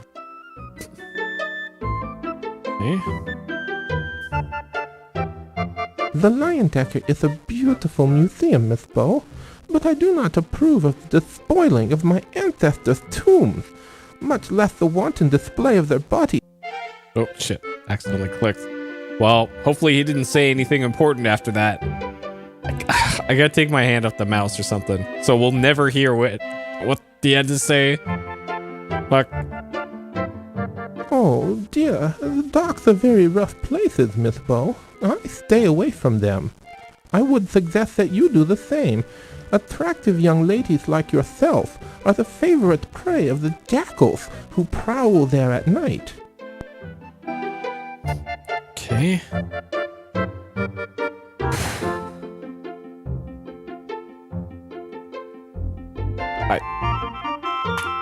Man, I really wish there were more of a clear indication in the game of like. You hear nothing. What you're supposed to do for this. You hear. Or like a check mark or something if you've already talked to somebody about a subject. Because man, this is a quite clunky way to handle all this. I'm not in the mood to indulge in idle chit-chat.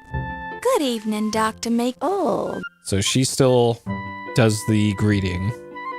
I don't have time for idle... He does that. So I'm pretty sure I talked to her about literally everything and everybody. But we have already Okay, so I'm gonna go through. But we have...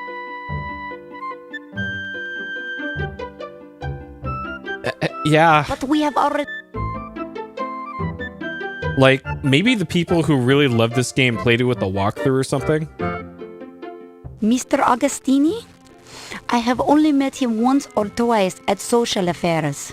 He seems to be very competent, that one. Because this has got quite a few rough edges to it. But we have already... Okay. Talk to them. But we have... No, it's not even like journalists. It's just... Ah, yes. Detective O'Reilly. I can't say that I'm overly fond of that one. He has little respect for the wonderful things in the museum, and he is too firmly rooted in this life. I do not believe that he likes the dead at all. Can you imagine? Word. Okay, maybe that was it. Good evening, Doctor. Nope, still more, I guess.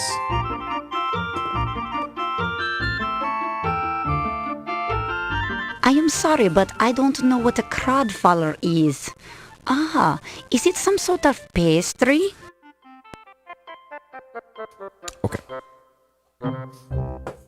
Clutch mute mic button. Oh yes, he runs the laundry down the way. He always manages to keep the pleating in my silk shrouds just right. Shrouds? What? No, I'm afraid I don't know Detective John Bow. He is your father? That's nice. I admire the police. They get to spend so much time with the sick and the dead. And in New Orleans, yet with those beautiful cemeteries. This lady is something else. Alright, we already know that she knows Steve. But we have already... Okay.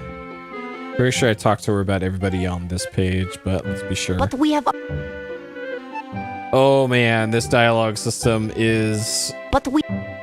really clunky. But we have... Okay. So we talked about everybody on the People tab. But we have... Places tab. But we have... I'm sure I don't have an answer for that, Miss Bow. She already mentions that she knows about low fat because... Game, please, be consistent. I love to walk along the docks on a moonlit night and feed carrion to the rats. Such friendly little fellows. I would love to stop talking to this lady, but apparently we haven't gotten the critical info from her yet. The Lion Decker is my home now. I never want to leave it. Its musty hallways and creeping shadows are in my very blood. Can you imagine spending an entire lifetime drifting through the land of the dead? That opportunity is mine, and I treasure it. Okay. What are the odds that this lady turns out to be like a vampire or something? Because there's already been spooky ghosts in the previous game. So a vampire wouldn't be out of the question, I don't think. But we have already... Well, no, I think that's literally what she is. Say Taster. I think she actually is a therapist. Yes, I am aware that many people enjoy going to such places. I personally do not. I find them too noisy and the people are too lively. I would like to get a good close look at some of those hedonist livers, however. That bootleg alcohol is quite strong. Huh. Okay, so that was everything on the Places tab. But we have already... Okay. Oh, that's... different character. But we have already... Did you know that bacteria can survive on the rim of a glass for 3 days, my dear? Well, I do now. But we have... Okay. I think I've talked to her about literally everything now. But we have... She better give me some different dialogue. But we...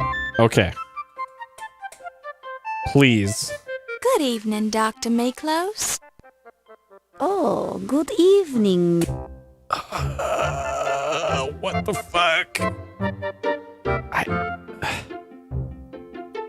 I've talked to her about actually literally everything in my notebook. So what the hell is the difference then? These other guys will say, hey, I don't have time to talk right now. Like about half of the characters will give me the I don't want to talk anymore dialogue. So there must be like an item I'm missing then. Don't look at me like that, lassie. You're making me nervous. If you look closely at my neck, you will see the scars from the night my pet Wolverine tried to kill me. How I miss little Fluffy. Oh, are you sure that wasn't vampire bite marks? Upon close inspection, you see nothing new. Wait, I can't. Upon, as you... Okay, so that guy doesn't... Yep. She gave up the game on that one. I'm not thirsty, lass, but thank you anyway. Oh, we found the one not thirsty person in this whole game, besides Laura. No, thank you. I'm not thirsty. Oh. You hear nothing of it. So this weird that this guy... You see a rotund, ruddy-complexioned man in a fez. Despite his bulk, he moves with dignity and grace.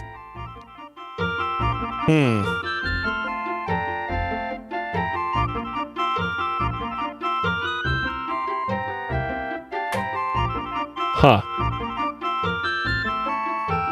No, that way, Laura. Hey, Jeff.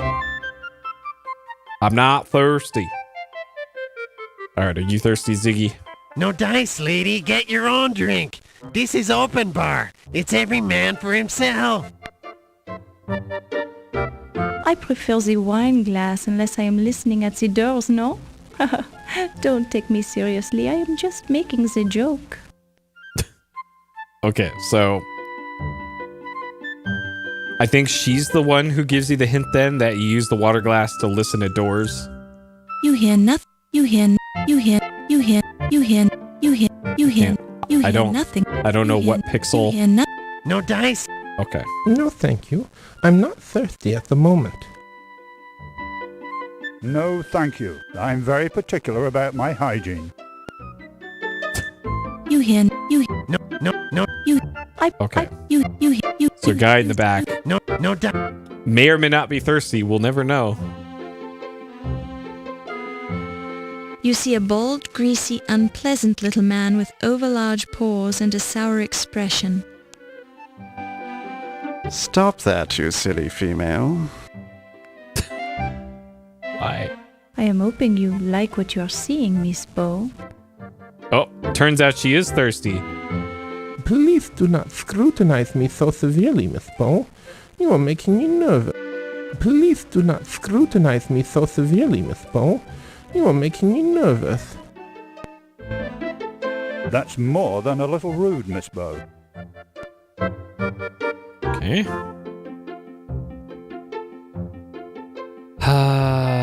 Like maybe there's an item behind them on the table, but I can't get it.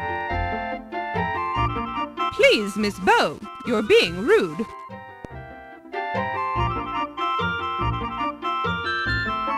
No, thank you, dear girl.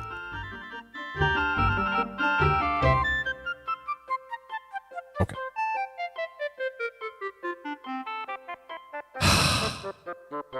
So I talked to Vampire Lady about everything, literally everything.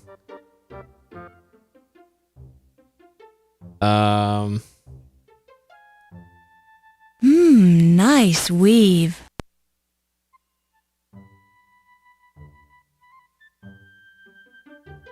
Don't touch it. Don't touch. Don't.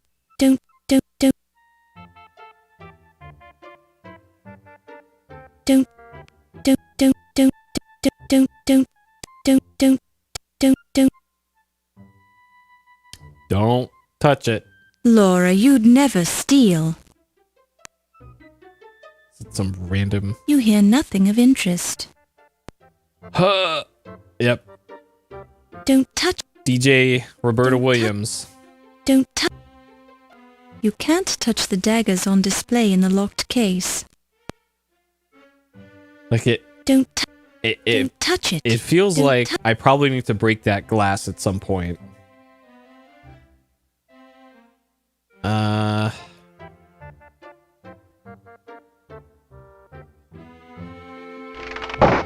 God, it feels like I'm missing something obvious. But what it is, I have no idea. Shit, I could try the Mastodon room again. Because the thing that's throwing me for a loop here is some of the characters changed their dialogue to "I don't want to talk, I'm busy." Where before they would do the "nice to meet you" loop. Back to the rotunda, Fro. And we can't do anything here. Like, okay, can I listen at this? You hear nothing. Can I listen at the wall? You hear nothing. You hear... Can I examine this thing? Looking at a small portion of the big head really doesn't do justice to the immense size of the statue, but you can see that the bust was sculpted with extreme care, almost as if the sculptor's life depended on it, which it did.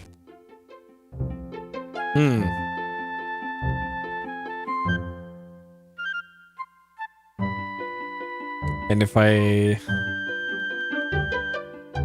go back out front, there's probably nothing there again still. Though who knows? This is Sierra game. Maybe something is magically different out front now. Either that or... What if I listen to this door? Maybe I'll catch something. You hear nothing of interest. You hear... Of course not. Okay. Can I grab this? The fabric is soft and silky. What a fine warp and woof. What?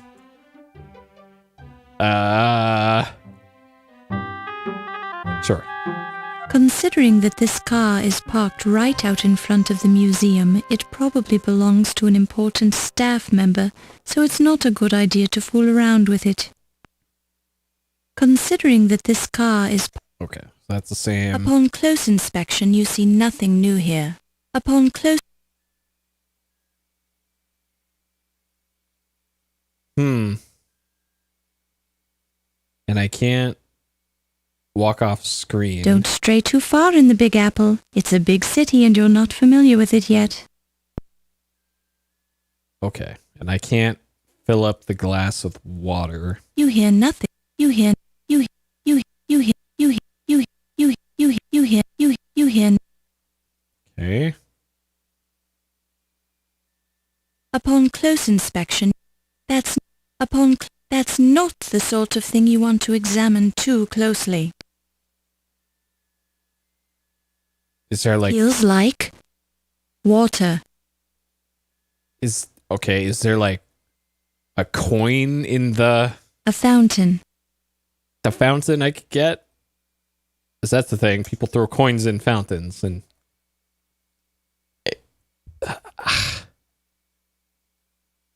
I don't know. Oh man, this part. Just this one part of the game is more frustrating than all of the backtracking and walking around in the first game. Let's see. So we talked to her about actually everything.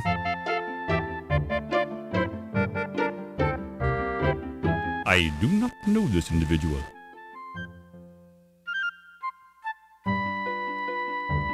You already...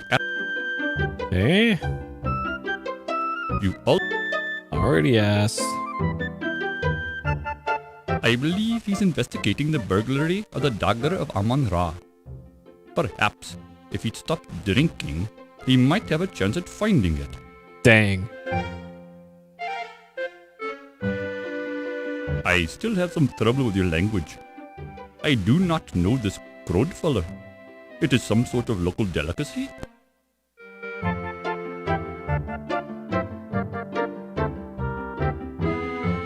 I do not understand the term low fat. Perhaps it is because I learned English in Egypt.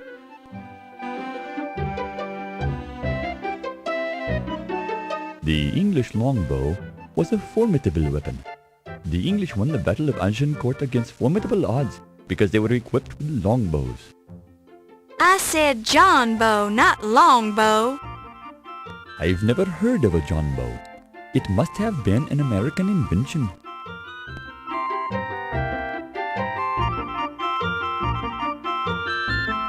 Okay, we already know that he knows Steve. You already... Eh? You already... You already...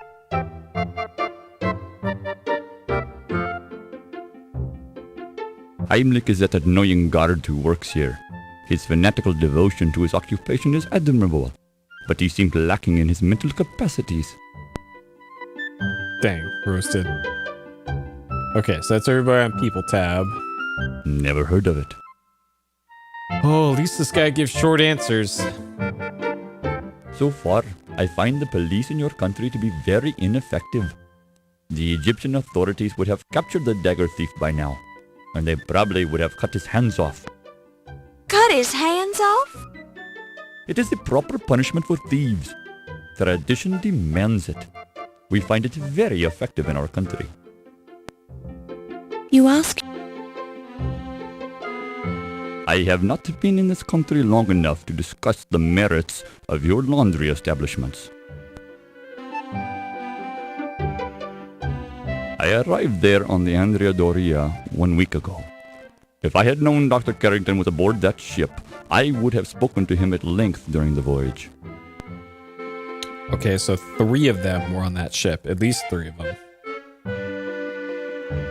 This could be a fine museum if the management would return its stolen Egyptian artifacts to their proper home. Since you're new here, what do you think of New York? Isn't it exciting? It reminds me of Cairo, except that it's colder here and the people are obnoxious.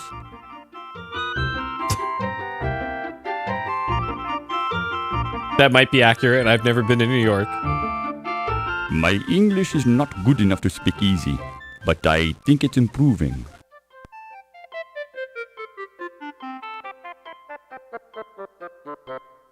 Taking notes is a typically American thing to do.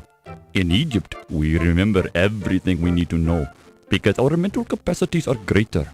I forget nothing. He's already forgotten that he met a few people, though. It should come in handy for examining things. However, I would warn you to be careful about what you choose to examine. Huh. That...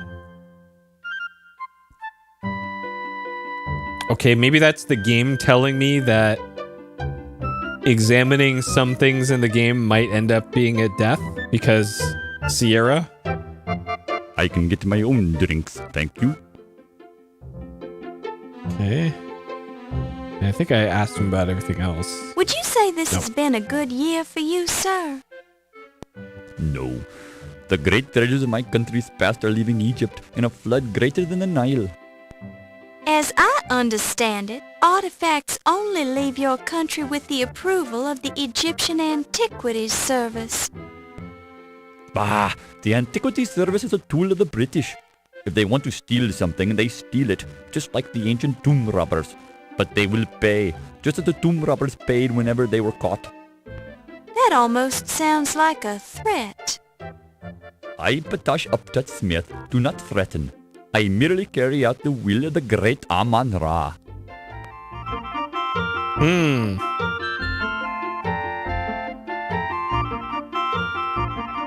You already... Okay. You already... All right, so we've talked to both of them about literally everything. Let's talk to the detective about the remaining things then. Now there's a man who doesn't know his head from a hole in the ground. Sure and bigorra, anyone who'd allow his paper to print letters criticizing the police farce is downright addled. So there's about 25 things to talk about in my notebook. And there's, what, like 11 NPCs? I'm a busy man. Don't take... Oh, man. I'm sure you only need to talk to specific things about the specific people. Man. And if you know exactly what to talk about, then this is probably quicker, but... I'm a busy man. But how would I know in a blind playthrough? He's the wee pest who likes to hang around the station house. In fact, I thought he was supposed to cover this so-called event. Oh well, no big loss. If only I could talk to Crodfaller. That man is a few cards short of a full deck, but he always presses me pants, just like me sainted mother used to do.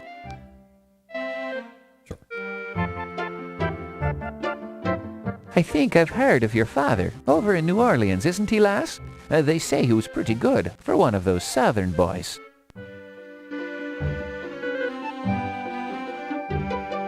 And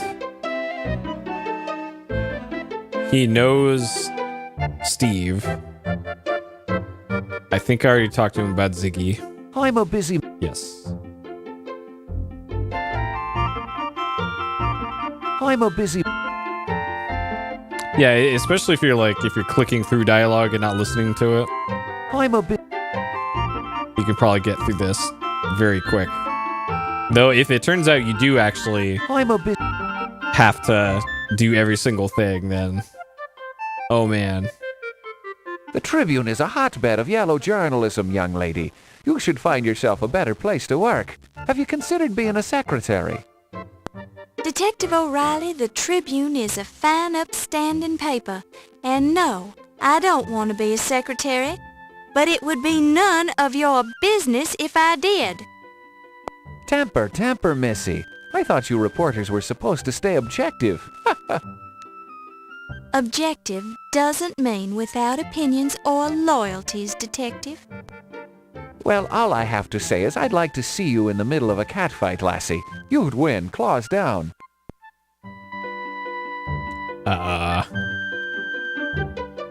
Alright. New York's police force truly is the finest in the world, and don't you forget it, lassie.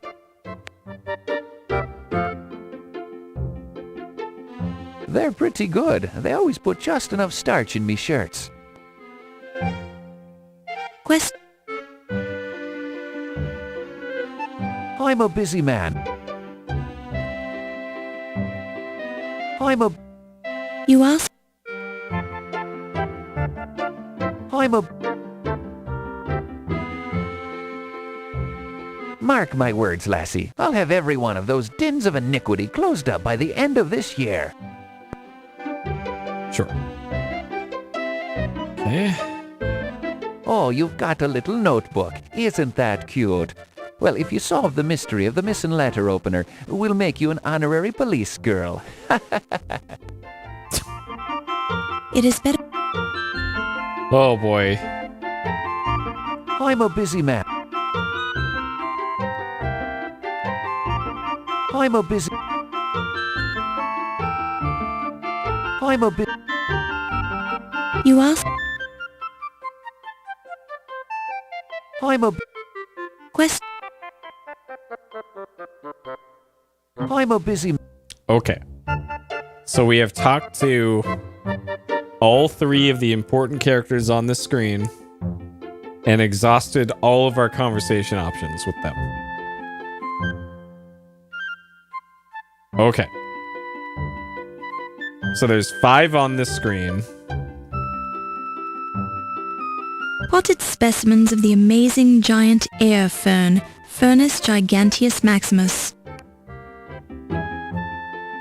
It's the center of the Lion Decker Museum Rotunda, dominated by the colossal bust of the pharaoh Ramses II. I can't remember if I talked to Ziggy about everything.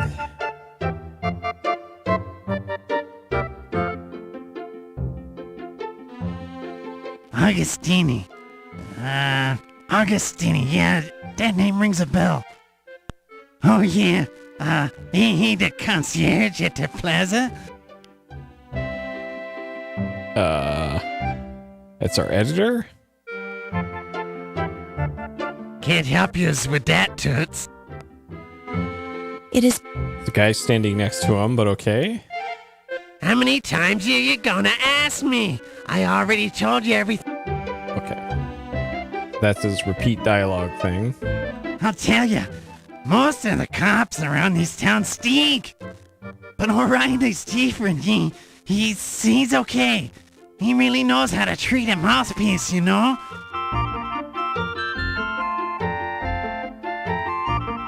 You've met Rube Crodfaller, haven't you? Certainly I have. Definitely one of the most up-and-up guys I know. Keeps his nose clean, but knows how to have a good time.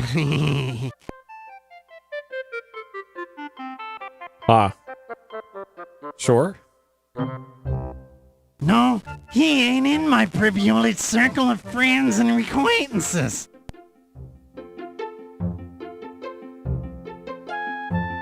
Isn't that what they named us stiffs when they don't have an ID?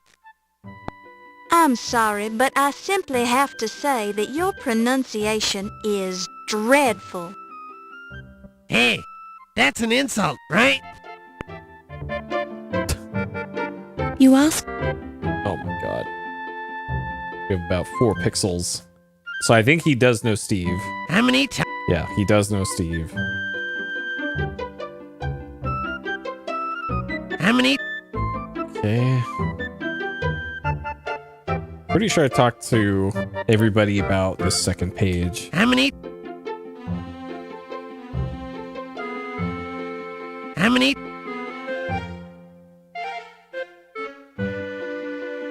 How many?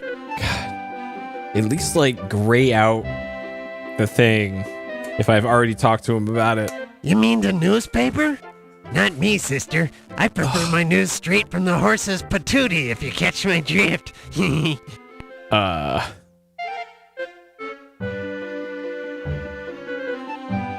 you had any contact with the police? Yeah, I suppose you could say that. I'm sort of a freelance detective.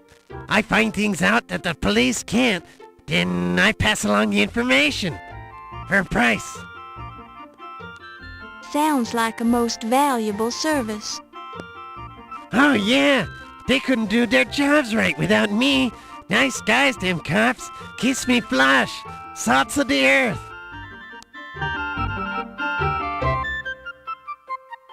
Okay, so that was probably important. Laundry. Oh, you mean like washing your clothes? No, I does that myself.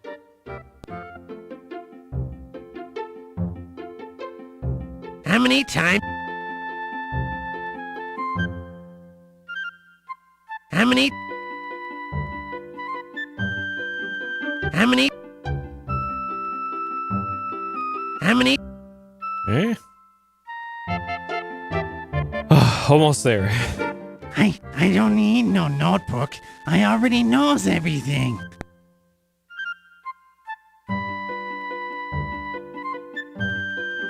My papers, I never needed one. Because he never blinks, I guess. How many times you... How many...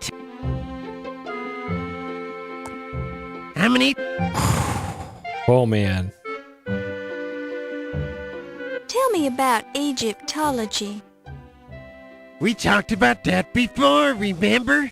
I told you that crazy Egyptian riddle that Ramses guys passed along.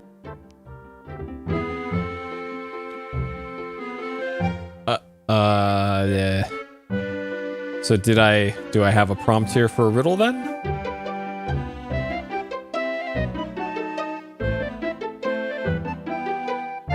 No. Okay. So this is Ramses then.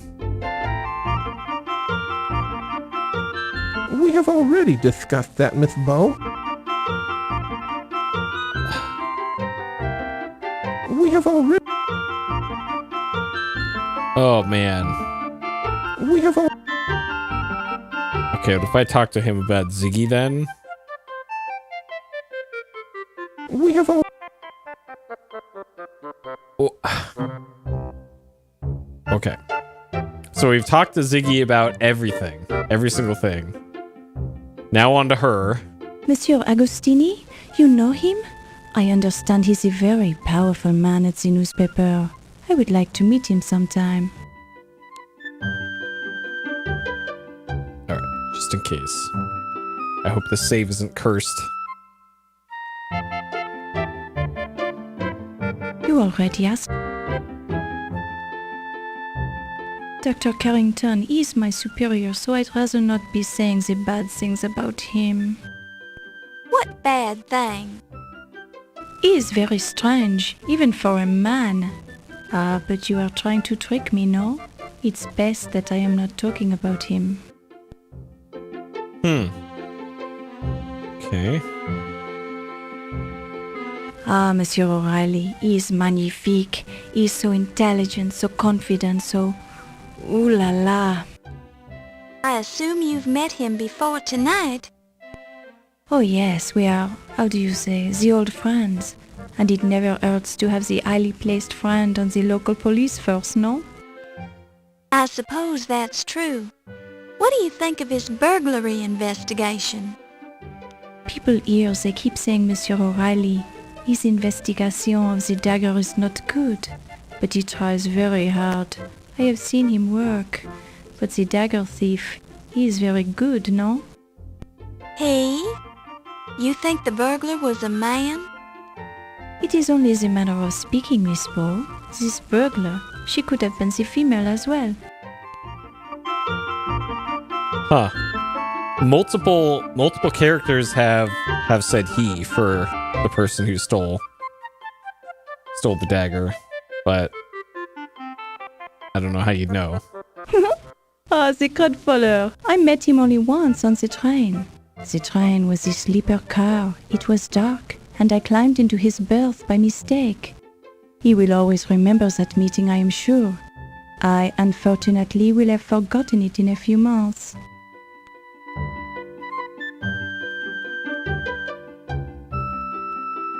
The low-fat, I know him. The little laundry I take to the cleaners, low-fat does it himself. We have the deal he enjoys, so it costs me nothing. Sure. I do not believe I have met your father, Miss Bow, unless it was long ago and I have forgotten. I have met so many men, it is hard to keep track of them all.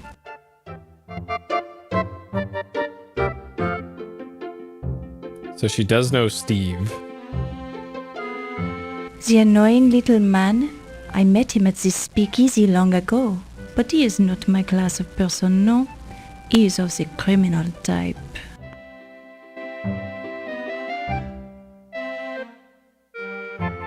You already asked me this.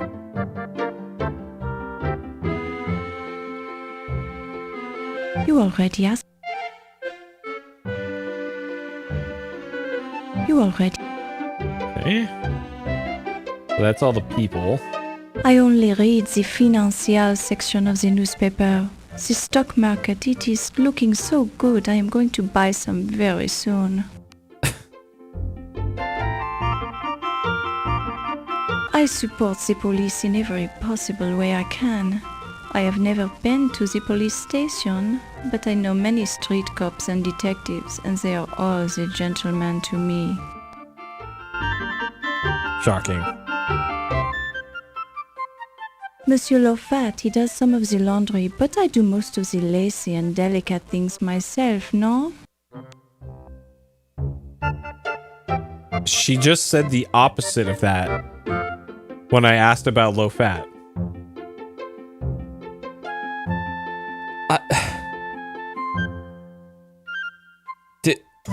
The dogs? There are many of the men down there, and they are so big and so charming.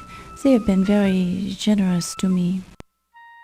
I don't know if the writers are doing this on purpose or this is just like really lazy consistency. The museum, it is such a wonderful place to work. The people, they are so friendly, and I am enjoying my work here. I intend to be the president someday. Okay, so she too has ambitions to be president, like the British guy. New York, it is a rough place for the newcomer, no? So many people in the one place, it reminds me of Paris, but it is where all the money is, no?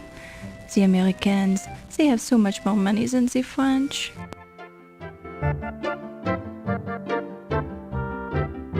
This speakeasy, it used to be the good place of the business for me, no? Then I got this job, so I don't have to do that anymore. What kind of work did you do at the speakeasy?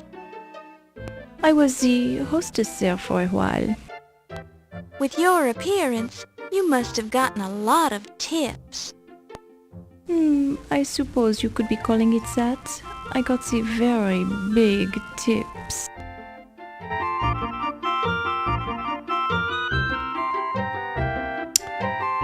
Oh boy. This game. It is a nice notebook, Laura. Take the good notes and you'll be the good reporter.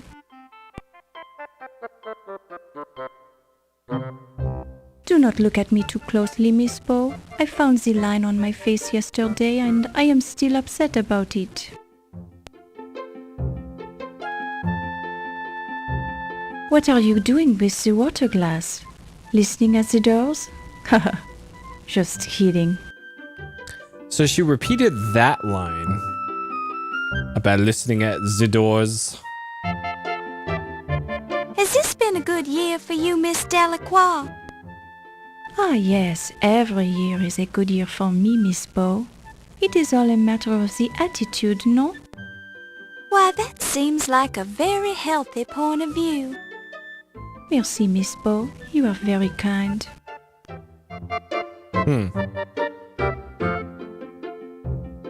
You already asked. You should ask Dr. Miklos or Dr. Smith about that. Okay. All right. So we talked to her about everything.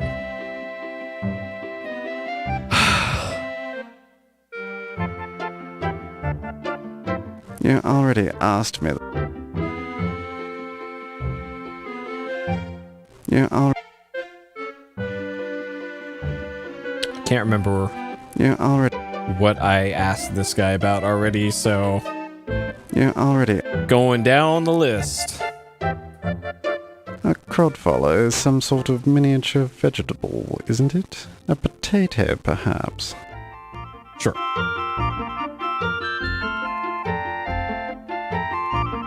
He runs one of the local Chinese laundries.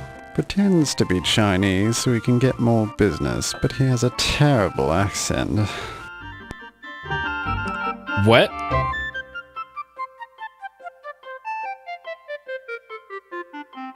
Okay, that makes it even worse now. Oh god. A relative of yours, perhaps. Oh man. Okay, we already asked him about Steve. You already asked.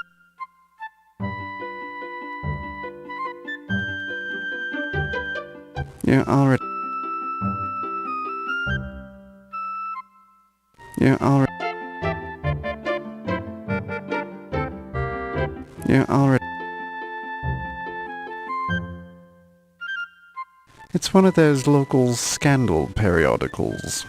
The term yellow journalism comes to mind when I think of it, which means it's not much of a newspaper at all, really. It's more like printed chewing gum for the uneducated masses. Now, wait a minute. The Tribune is a fine newspaper of the highest quality. I know because I happen to work there. You've just proven my point. Well, I never. Damn. Maybe that's your problem.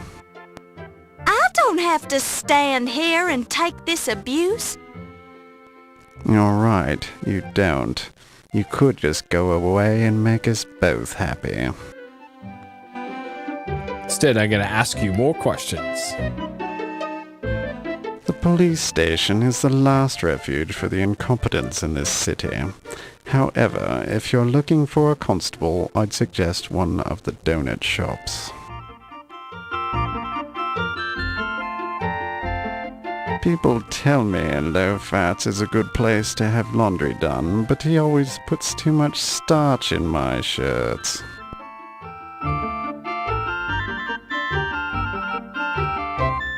You already are.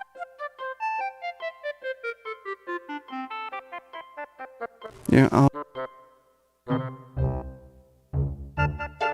already.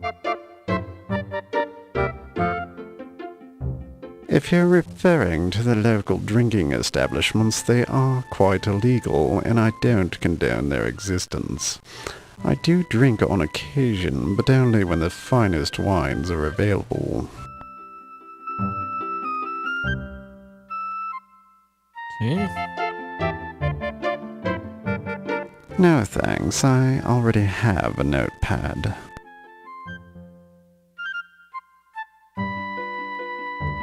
Don't bother me with such silly questions.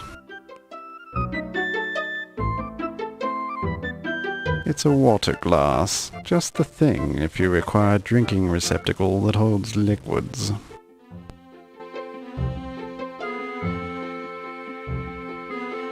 You already are. You already. You already. Okay, so we talked to him about everything. Okay, this guy, I think we've also talked to him about most everything. I'm afraid I do not know Mr. Agostini. I live a very quiet life, and I do not know very many famous people. We have already discussed... We have already...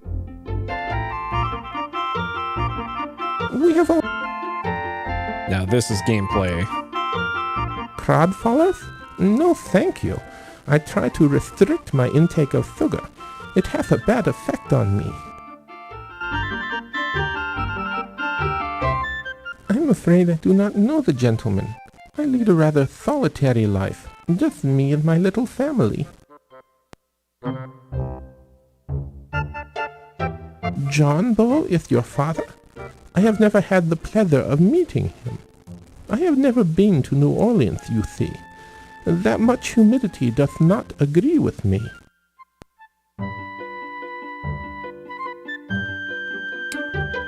I can't remember if he knows Steve. We have already... We have all... We have... We have all... I enjoy the Tribune very much, Miss Bow. I read the financial page every morning of my life.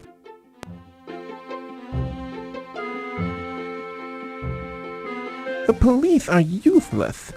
It is not the police who will uncover the thief of the dagger. It will be his own evil deeds turned back on him like an angry cobra.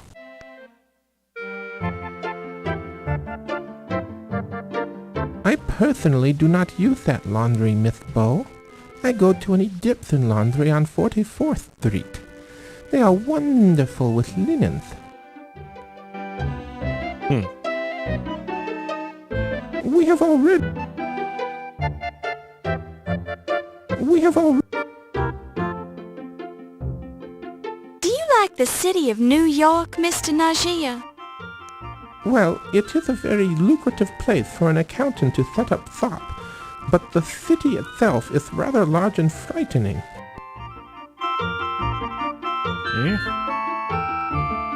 I wouldn't know, Miss Bow. I am a family man, and I do not frequent frequent such scandalous places. I see you carry a notebook. I carry one too, in case I should think of some particularly exciting mathematical formula at an inconvenient time.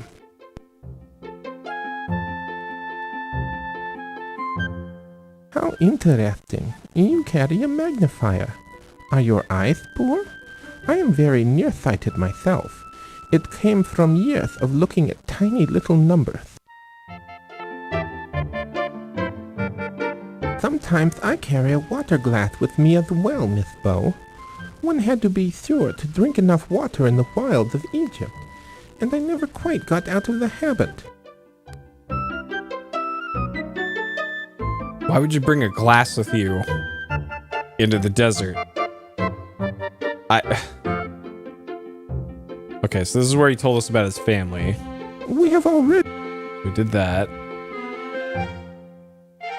We have already... Okay, so we've talked to him, make a new save, about everything. And then this is Cartwright, I think. I'm afraid I don't know the gentleman. Okay. I'm really very busy, Miss... Okay, so that's our repeat dialogue. I'm really very busy. I'm not acquainted with the chap. At least this guy's dialogue is short. I've never even seen the chap. I've never met your father, Miss Bow, but I have a deep respect for the minions who uphold the law.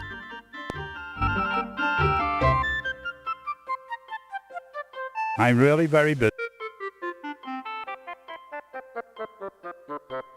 I'm really very... You ask? I'm really very... I'm really very...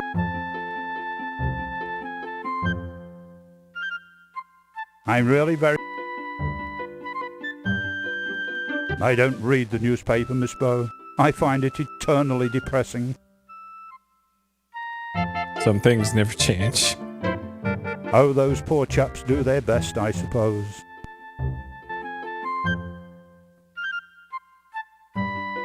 Good heavens, Miss Bow, my houseman does my laundry. I never go to public establishments when I can possibly avoid it. I'm really very...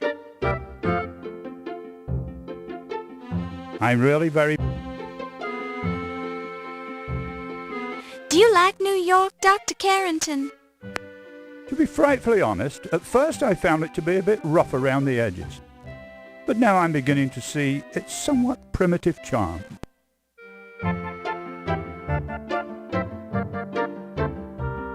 Miss Bow, I wouldn't be caught dead in one of those nocturnal dens of iniquity.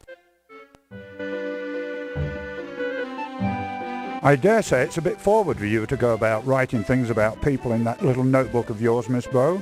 Some people cherish their privacy. Well then, don't mention it then. I see you want to get a good look at our displays, Miss Bow. I have to respect that. What a frightfully dull subject. Water glasses indeed. I'm really very busy.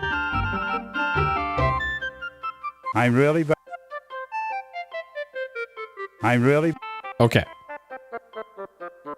So we talked to him about everything now.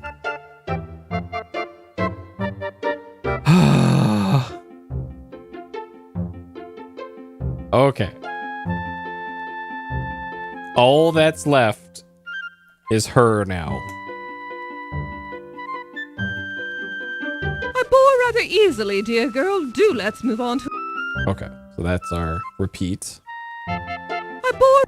You ask? I bore... I bore... I bore...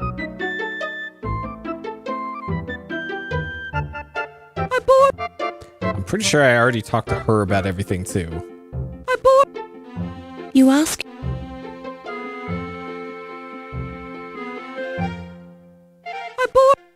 You ask? Oh my god.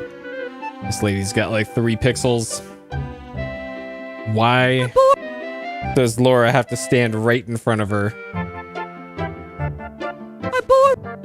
You ask? Oh my god. Come on, game.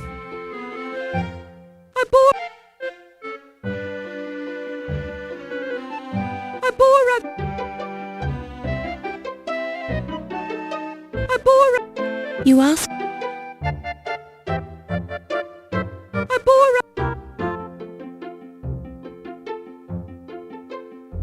You ask? Rip. Don't know if that was new dialogue or not.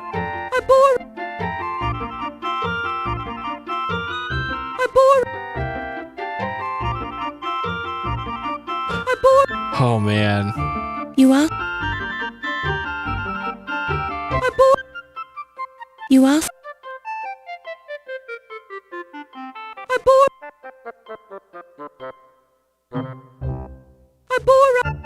You ask? You ask? Oh man. She bores rather easily. Okay, this should be the last one. Okay, so we've talked to literally everybody about literally everything.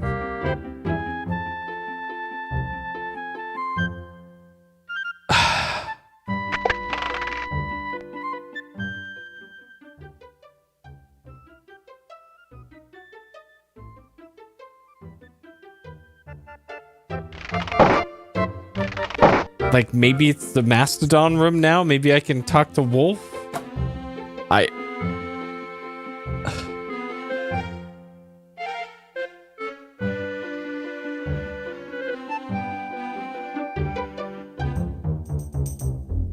Back to the Rotunda, Fräulein.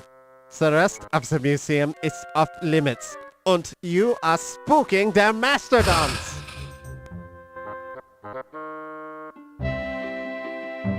Am I in Dead Man Walking?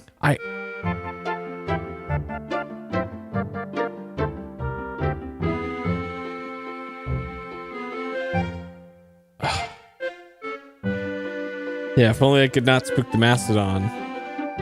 So I've already talked to these 3 about everything. It's a happy party goer. It's a happy party goer. It's a happy party. It's a happy. It's a happy. It's a. Okay, these 2 are playing patty cake over here. Oh god, so there's... so we're in the Rotunda. We can only go to the Mastodon exhibit or the museum shoppy. The old Masters thing, I couldn't find a door there.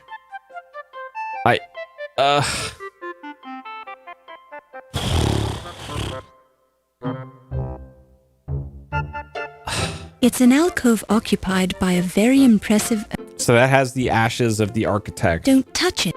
And we can't touch it. Don't you be touching me now, lass. Was there something you wanted, Miss Ball? Madam, although your beauty eclipses even that of the crystal blue waters of the Nile, I'm afraid I must insist that you refrain from handling the goods. Okay, so what if we do a regular dialogue with all of them? Instead of a questioning dialogue, maybe they have something new to say? I don't have time for idle chat, lass. What about you? Good evening, Dr. Mayclose. It's still the good evening again. Oh, good evening, Miss Ball. Oh my god. I'm not in the mood to indulge in idle chit-chat, Miss Bow. The food is free of bugs, if that's what you were worried about. Okay, can I... Was it food that I want? Don't touch it. I can't... Don't touch... You can almost feel the low level of excitement. That's all the same. We have no new dialogue with any of them.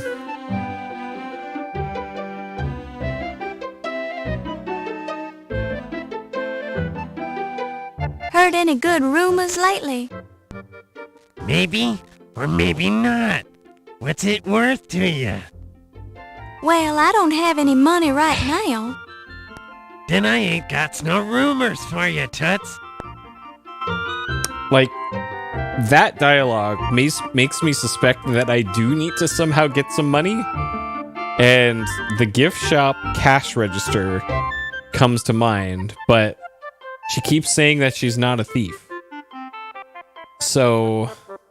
Young lady, if you want to ask me questions for your newspaper, that's fine, but don't just stand here trying to make small talk just so you can bask in my presence. Miss Bow, I am not wishing to be the rude person, but I must keep mingling this evening unless you have this specific question. Good evening, sir. Good evening, Miss Bow. Good evening, Dr. Carrington. Good evening, Miss Bow. Good evening. Good evening, Doctor. Good evening. Good evening. Good. Okay, so their dialogue doesn't change if you do that multiple times. The food and champagne look good, but you're trying to stay on a diet, so you make the wise decision to leave them alone. Don't be greedy. You don't need another water glass. Okay. The food and champagne look... The food and... There I was, standing on the hillside above the excavation in the Valley of the Kings, with the faithful Mahmud describing the dance of the Seven Veils to me in great detail, when a shout arose up from the workers below us. Sensing an important discovery at hand, since I have a sixth sense about these things, I scurried downhill to see that a step had been uncovered in the sand. It turned out to be the entrance to the temple of Amon Ra. I took the trowel from the Boskafir and cleared the sand away from the rest of the steps myself, revealing the entrance to the temple. The seal of the necropolis was intact on the door seal, indicating that the temple had not been disturbed. I knew that fate had brought me to the discovery I had been seeking for so long. Tireless after my exertion in clearing the staircase, I used a sledgehammer to break through the sealed doorway. Within lay the greatest accomplishment of my considerable career. Hidden within the darkness, untouched for thousands of years in the isolated temple, lay the magnificent dagger of Amon Ra, the greatest discovery of modern archaeology. Good show. Magnifique, very impressive, Dr. Carter. So, that's when you heisted it, right? No, I didn't heist it, you annoying little man. I took it out of the temple and showed it to the workers, who immediately fell upon their faces, all 350 of them, to show respect for my accomplishment. That's hard to believe, Dr. Carter. Egyptian workers have proudly worked the archaeological digs for many years. I would not think they'd exaggerate their respect for you to such an extent. But then you weren't there, were you, Mr. Nagier? Well, no, that's true. And when was the last time you were in Egypt, Mr. Nagier? You seem to have lost some of your accent. Well, it has been several years.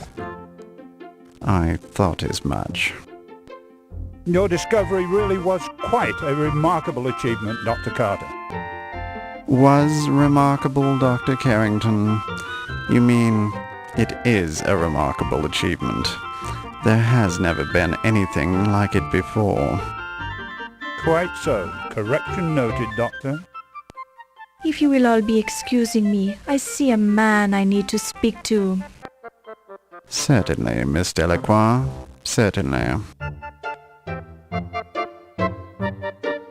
So I probably didn't need to talk to any of them about any of the things. I probably just needed to have walked behind the fucking table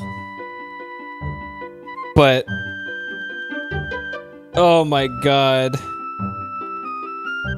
Okay, so what's... Boy, did he bet. She's some dish, ain't she? Yes, those French women really have something. I don't think my wife would ever have done it in a mummy case. In my vast experience of women from different lands, I tend to agree with you, Mr. Niger. I balked when a certain French woman suggested we have a deep conversation on the back of a dinosaur, but I was pleasantly surprised by the results. Yes, Miss Delacroix is certainly the cat's pajamas, as the Americans would say. Yeah, we does come up with some good sayings, don't we? Quite. Good Lord, I hadn't realized a woman was present. Please excuse us, Miss Bow. Oh, I wasn't actually listening to you gentlemen, Dr. Carrington. I just happened to be standing here. Excuse me. Uh-huh. So this is where you just eavesdrop on a bunch of conversations? Okay. I wonder if I got anything new in the notebook after all that. So it turns out Miss Delacroix, kind of a hoe, it sounds like. Okay, there we go. So we got her in there now.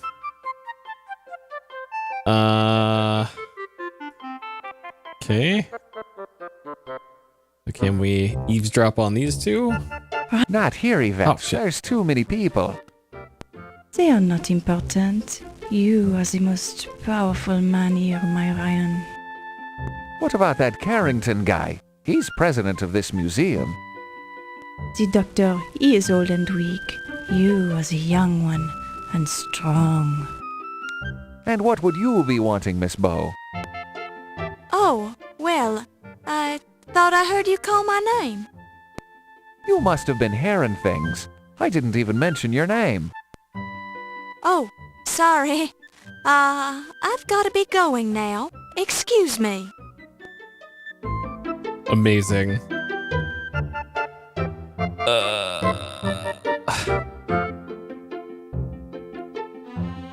All right. Let's see what these two are gossiping about. I guess it makes some sort of sense now that all these characters were facing towards the screen. And what were you doing when that fancy dagger was being stolen then? Let me see. I was sleeping in my hotel room. You don't sound too sure about that. I haven't been sleeping too well since I arrived in this country. I'm tired, so I'm not thinking too well. You're not sleeping well. Would you be having a guilty conscience then? I do not understand your meaning, Mr. O'Reilly. Perhaps it is the English. It is such a curious language, not as clear as Egyptian. Well, you say the dagger is what brought you to this country. If I were in your position, I'd be tempted to steal it.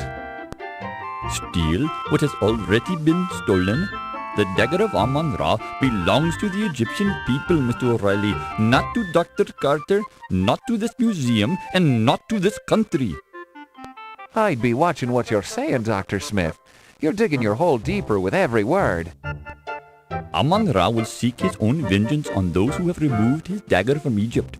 Amon-Ra does not require my help. You say you were sleeping when it was stolen. Were you alone? That, sir, is none of your business. That's where you're wrong, Dr. Smith. It is my business as long as you're a suspect in the burglary. A suspect? Do you Americans have no shame? I'm here to gain the return of the dagger by legal means. Ask Dr. Carrington. I have talked to Dr. Carrington, and I know he told you no dice. The matter is not settled until the last camel drinks from the water of the oasis. What's that? Some kind of Egyptian double talk? Excuse me, sir, but I see a turkey leg on the buffet table that requires my attention. Sure.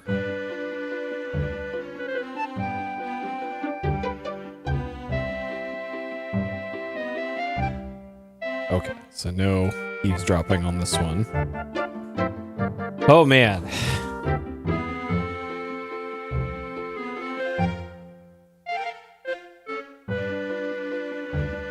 If you want to know my theory about it, I think it was stolen by an Egyptian.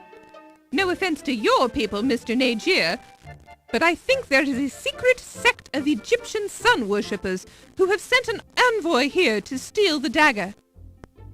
Countess, I hardly think that's likely. Secret sects like you're describing haven't existed in hundreds of years. Oh, really? And what makes you such an authority on secret sects, Mr. Nagier? Well, I am only expressing my opinion, madam. I'm certainly not an expert on the subject.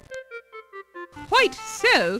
I think my theory is as good as anyone's, darling, and I heard it from a reliable source. Oh? Who was that? Never mind. Let's just say my source has never been wrong before. There's always a first time for everything, Countess. I still find your theory far-fetched. Since you seem to be listening, Miss Bow, what do you think of my theory? What? Oh, I definitely think it's worth considering, Countess. There, you see, Mr. Nagier, the press takes me seriously. Of course, it is kind of far-fetched. Huh! Well, I never! Excuse me. Oh, did I say something wrong? I'm sorry. So, Laura had a lisp for one of those sets of lines. Oh, so we got that guy now. Okay.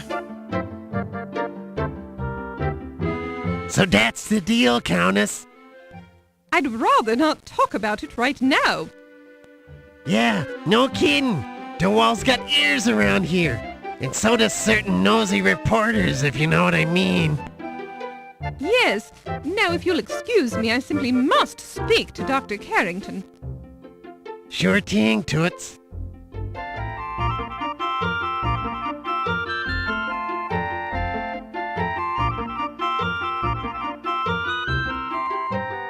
Okay.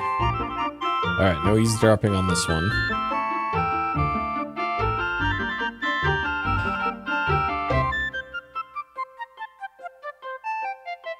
Well, ain't you the hoity-toity dame these days?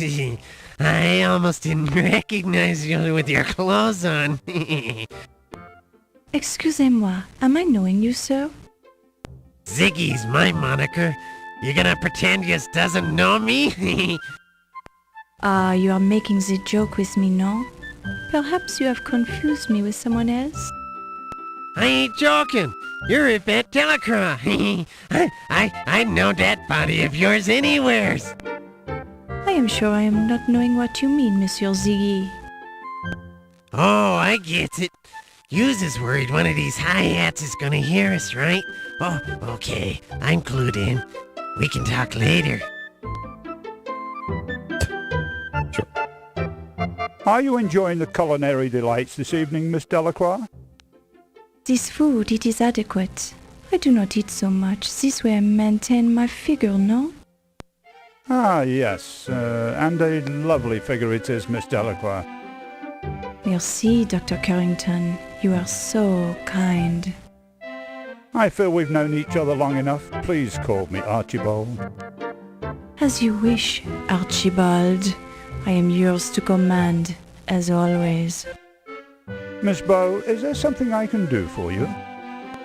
Oh, no. I was just admiring Miss Delacroix's dress. Merci, Miss Bow. And your gown, it is a bit out of date, but charming nonetheless. Thank you, I think. Well, if you ladies will excuse me, I must mingle with the guests. Well, well, look what the leprechaun's dragged in. Hey, now watch what yous calls me, O'Reilly. I don't know what that leprechaun thing is, but I don't like the sound of it. I'm sure you've been called worse things, smart guy. Only by low-class type poisons, O'Reilly. By the way, ain't you afraid of being seen with me? Cops talk to stoolies all the time, and I was wondering what you're doing here. I'm a big patron of the arts. That's the kind of high-class guy I am. You don't even know what the word patron means. I does too. Okay, what does patron mean? Hey, ain't that the countess I see over there? I needs to talk to her. Sure.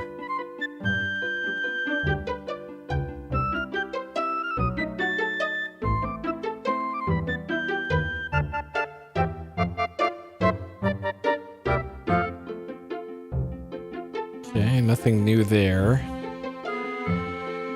Okay.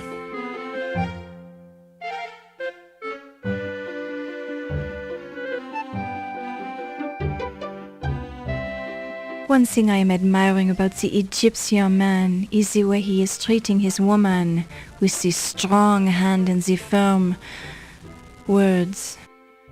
Well, that is the proper way, as our culture teacheth us. Which is not to say our culture is primitive by any means. Our civilization has evolved over thousands of years, so our methods are quite well thought out and practical. And the Egyptian man, he is very skilled in the private matters as well, no?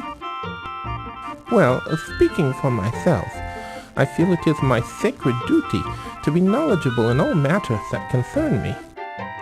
I've certainly had no complaints about my skills, Mrs. Delafleur. Ah, Miss Bow, I didn't see you standing there. Ahem. Well, I hear another turkey leg calling my name at the buffet table, so if you'll excuse me.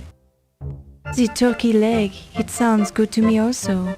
I'll accompany you, Dr. Smith.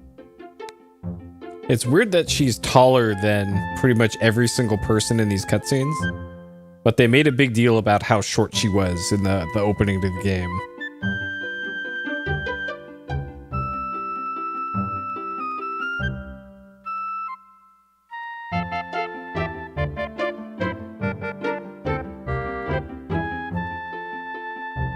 Countess, they tell me you were married to the last museum president, no? Yes, darling, that's correct. Sterling Waldorf Carlton was such a charming man, and so wealthy. My heart is just an empty void without him. Yes, Sterling was such a nice man. It's too bad that he's worm food now. Ew! I prefer to think that Sterling is still with me in spirit. Oh, I'm sure his body is crawling with maggots by now. But if his spirit is with you, let me know because I'd love to see it. It is hard to lose a loved one, no? I understand you were only married this short time, Countess. Yes, I had only 2 short but charming months of married life with Sterling before he died. And how long had you known this man before you were married? Oh, we met just 1 charming month before we decided to get married. It was love at first sight. Where did you meet him? Oh, I had only been in this country a few weeks when I met Sterling on an offshore casino ship. It's quite legal to drink and gamble there, you know, and all the right people attend. Sterling was so charming, he just swept me off my feet. This Sterling, he must have had the large broom. It's just a manner of speech, my dear. Sterling was a wealthy man. You must have inherited a nice fortune, Countess. The money doesn't matter, darling. Actually, there's an annoying problem with the estate right now. It seems Sterling was changing his will when he died to give me more money, perhaps. Anyway, I'm sure my attorney will take care of the problem. Too bad you can't dig him up to finish his new will. Yes, quite.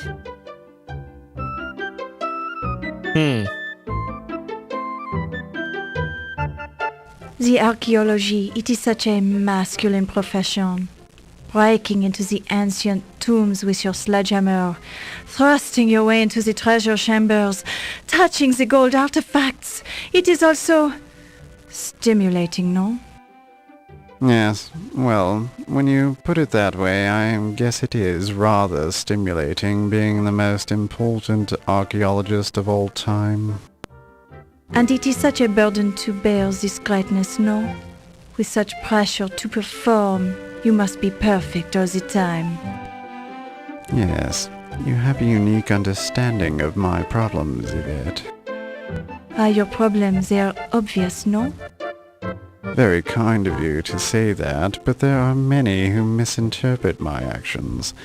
They don't understand the pressure of having famous relatives in the same line of work, and having to compare oneself to them all the time. But the Tutankhamun find, it is nothing when compared to your discovery, no? Correct. I didn't realize you knew so much about archaeology. I know many things, Dr. Carter. So I've heard. Maybe we should discuss archaeology sometime. I'd love to hear about the work you do, Dr. Carter. Perhaps later tonight? Will you be working late tonight? Oh, yes. I think everyone will be here tonight, no? There is much to be done to prepare for the opening of your exhibit tomorrow. I was planning a break for tea around 3 a.m. if you'd like to join me. It sounds wonderful. Perhaps you would come by my office then? I'd be delighted. It is so gracious of you to take the time to speak with me. Nonsense. Think nothing of it. How will I ever repay you for this courtesy?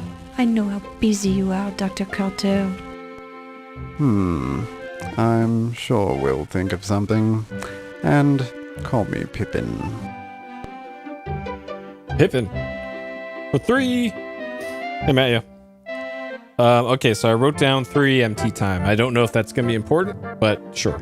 I told you to stop bothering me, you camel driver. Dr. Carter, I will stop bothering you when the dagger is safely back in Cairo. I don't know if you've noticed, but the bloody dagger has been stolen from the bloody museum, you great twit.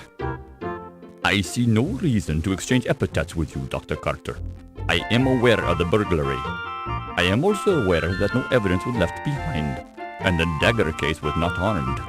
In fact, I think you removed the dagger from the exhibit. Me? Me? And what bloody reason would I have to steal my own bloody dagger from my own bloody exhibit? The dagger is not yours, Doctor. It belongs to the Egyptian people. As to why you stole it, I do not pretend to understand your twisted American thinking. Perhaps you wanted to keep the dagger for yourself, in your own private collection.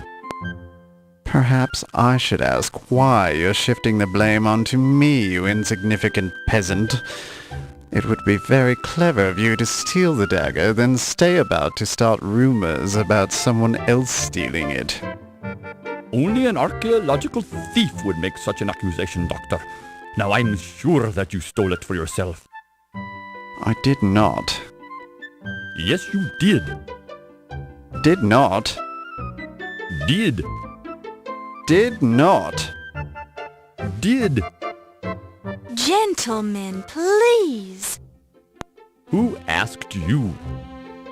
Mind your own business, you nosy reporter. But I have more important things to do. Our discussion is far from over, Dr. Carter. That's what you think, you malodorous buffoon. I can't quite figure out if that guy is just based off of Salvador Dali or just literally is Salvador Dali.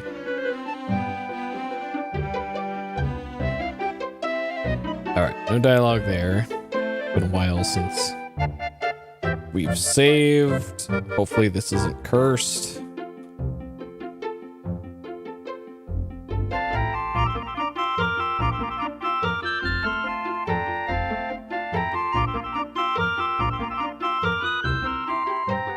You are interested in the great art, no? Then you should come with me this evening. I'll give you the personal tour of the old master's gallery. Well, I guarantee that you will not be wasting your time. You will enjoy it very much. Well, You are studying the art at the université, no? Well, yes, but... Then it is settled. I will give you the private tour in a little while, no? But There is no need to thank me yet. I will be enjoying it as much as you will.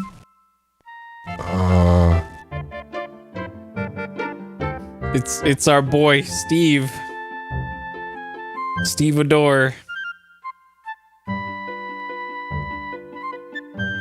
So he managed to make it to the party. Ooh, that was probably the last required thing. Okay. Are we finally to gameplay now? Okay, so all of the major players are gone now.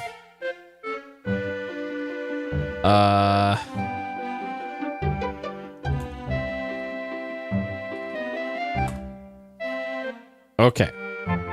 So first things first, let's check outside.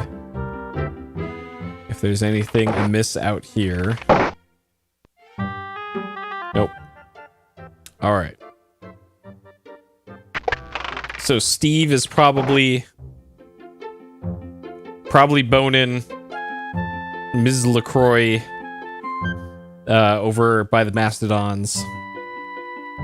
Well, this might as well have been a visual novel for the last, like, probably 2 hours, 2.5 hours. So, it doesn't count to me.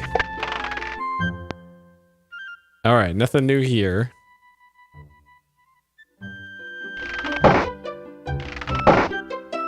So that leaves the Mastodon room. And if Wolf tells me to leave, then I don't know what the hell else to do. Back to the Rotunda, Fräulein. The rest of the museum is off limits. Und you are spooking their Mastodons!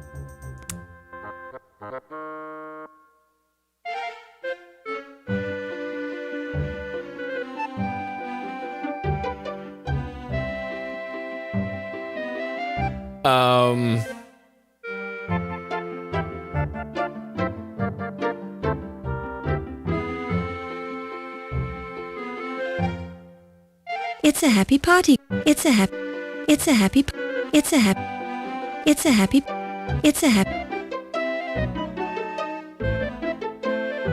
Maybe I have to interact with a turkey, I guess, in the center of the room? Because I didn't get a clear, like, angle at that before. The food and champagne look good, but you're trying to stay on a diet, so you make the wise decision to leave them alone. Okay, there must be some pixel I have to walk onto to trigger an event, I guess.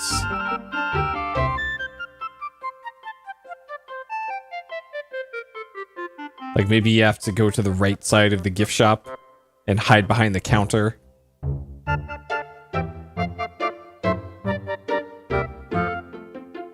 Oh wait, is this It's a fanatically happy partygoer. It's a fanat. No, those are different people.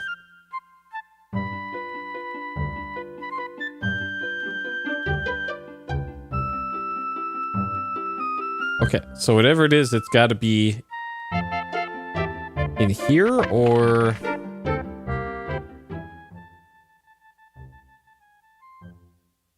Alright, is there an event that plays here?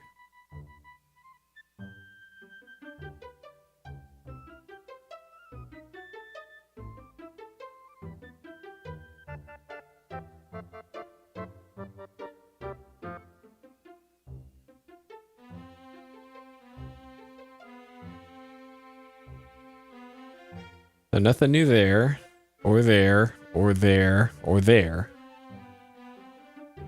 we've filled out the notebooks as much as I can. Maybe I need to listen at this door. You hear nothing of interest.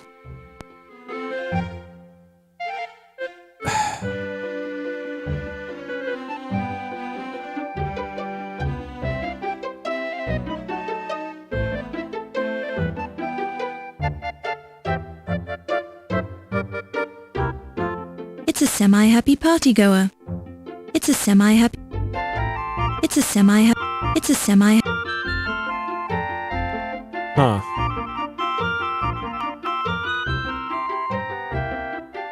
So maybe there's an event out on the street then.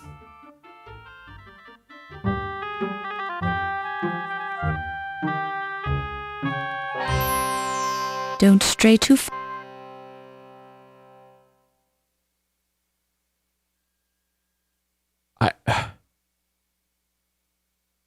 Now I'm actually stumped. What the hell? Don't stray too... What?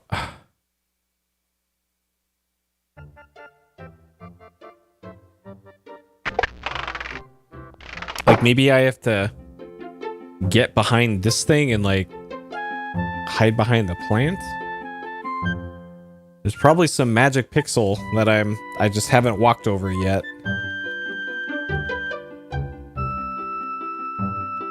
There's no additional doors that have opened here.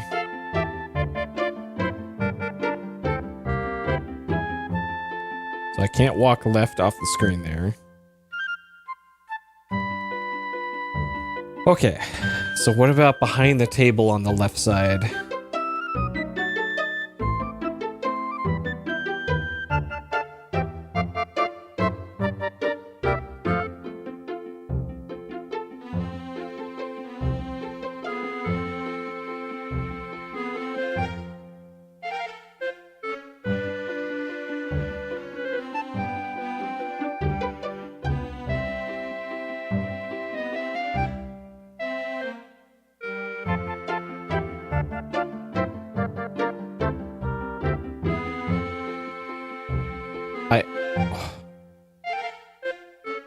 What in the hell?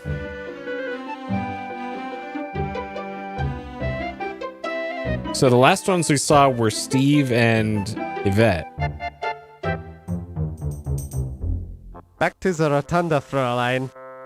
Like maybe you just have to keep going in here until he's not there? And this is RNG? Back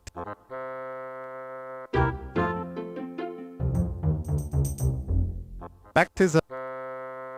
Or you have to use the water glass? You hear nothing of interest.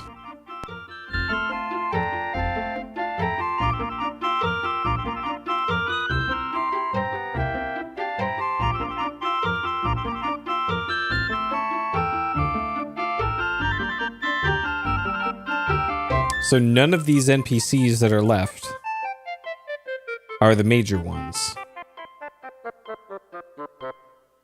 These are all just generic partygoers.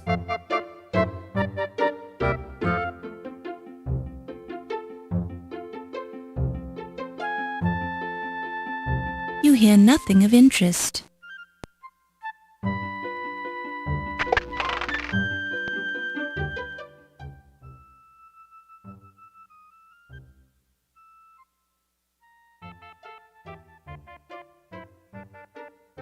Laura, you'd never steal. Like, can I fit between these two right here? You're supposed to hide behind these?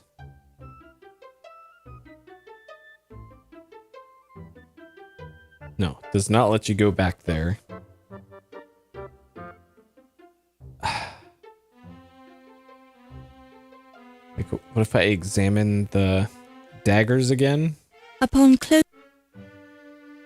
The made in Pittsburgh.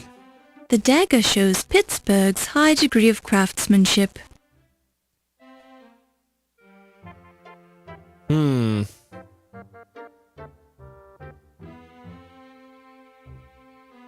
Silence alone is great. All else is weakness. Alfred de Vigny. Like, maybe maybe I should It is have better to know some of the questions. I should have talked to Steve before triggering the eavesdropping. I kind of want to load to see if that was the thing. Don't touch it. And I'm like, I'm soft locked or something. Don't. Because I actually don't know if I'm soft locked or not.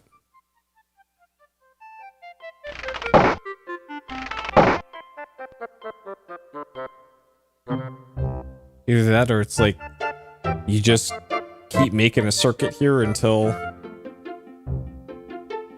something happens.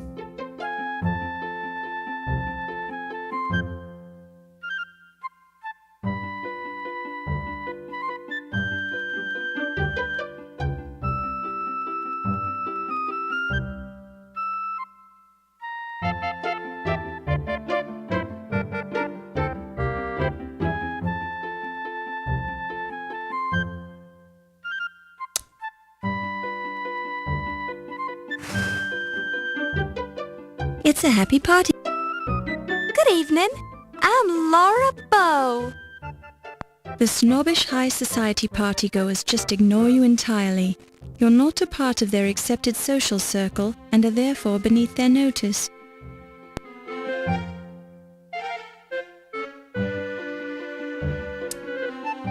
Okay, I'm gonna load my save before this.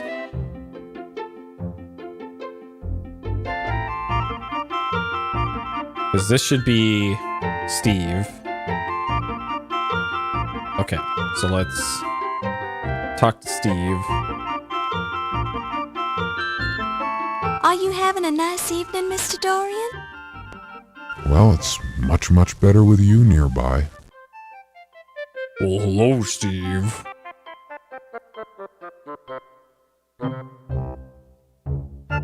Why, that's me, Miss Bow. Steve Dorian, stevedore student. Remember? How did he get into this party?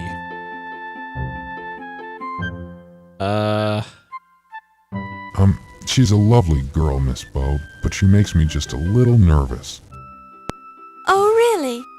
You think she's lovely, do you? Well, sure. A man would have to be blind not to see that, right? I think she wears a wig. She looks cheap. Oh, shit. Her hair looks real to me. How come she makes you nervous? You're big enough to take care of yourself. Well, she's kind of pushy, if you know what I mean. No, I'm afraid I don't. And I don't think she's your type. Could we talk about something else? Dang. I suppose so, since this topic seems to make you nervous. Huh. So now Laura's finally thirsty.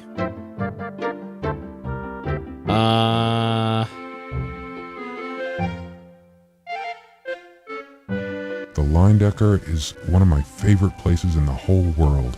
I've never seen so many wonderful things in one place before.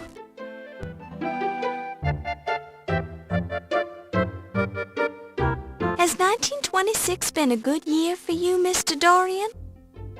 Yes, Miss Bow, it has. I'm enjoying my sophomore year of college very much. You're attending college? What's your major? Art. I hope to be a famous painter someday. Oh, whoops. You ask your... Alright, we know a little bit more about Stevedore. What do you make of the theft of the dagger, Mr. Dorian?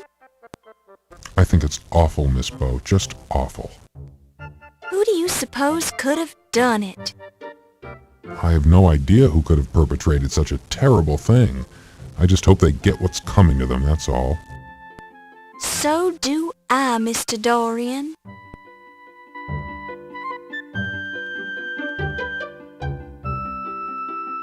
Do you know much about Egyptology, Mr. Dorian? I'm afraid I don't. I wanted to take a class in it this semester, but I couldn't quite manage it. Alright.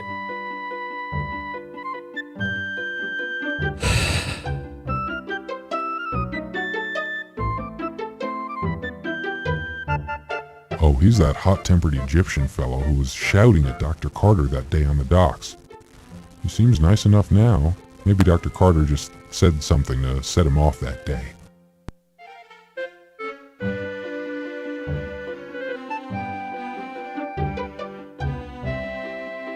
Oh, he's an okay Joe, I guess. He sure takes his job seriously. Sure. All right. So now, if I go over... You are interested in the great app. Okay, so if I right-click on that...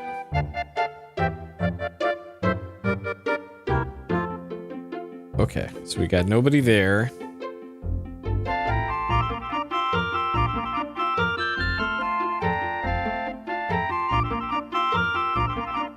Nobody here. So we're back to this state again. Of there being nobody around. Don't be greedy. You'd like to reach out and touch the Ramses bust, but decide it would be improper to touch the The tablecloth is dusted with breadcrumbs and stained with grease, champagne, grape juice, and water. I know, right? Like, fuck, man.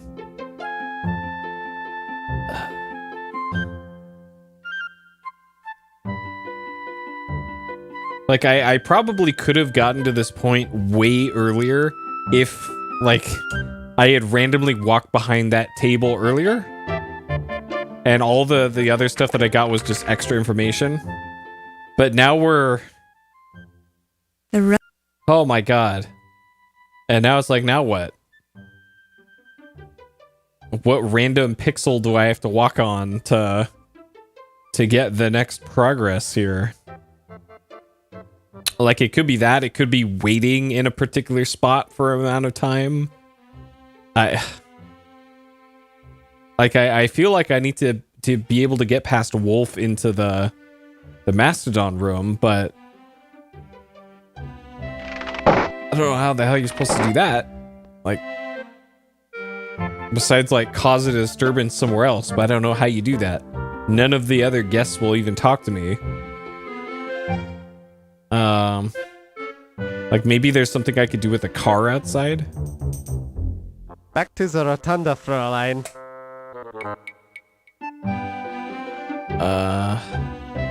Upon close inspection, you see nothing new here. Can't, like, break a glass in here? You hear nothing. You hear nothing. Can I shout into the... There was silence supreme. Not a shriek, not a scream, scarcely even a howl or groan, as the man they called Ho told his story of woe in an antediluvian tone. Lewis Carroll. Is all that necessary? Is there, like, a door behind here that I just can't see because Sierra?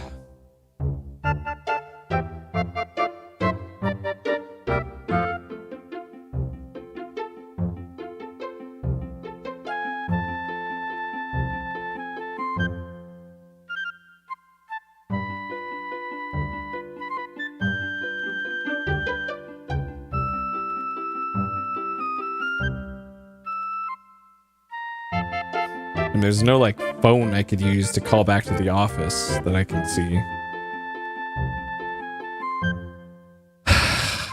And there is precedent in other Sierra games, especially of this time, of you just have to walk around until something happens.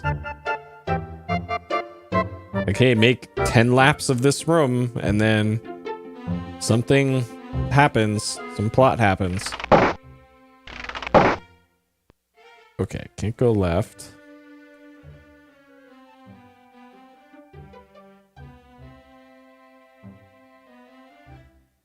No. Considering that this car is parked... So that's the same before, that's the same. Silence alone is great. A parked car. Note the sleek lines of this late model automobile. A parked car. Okay, so that's all Stuff we've heard before. Can't interact with the fountains. Can't go in the street.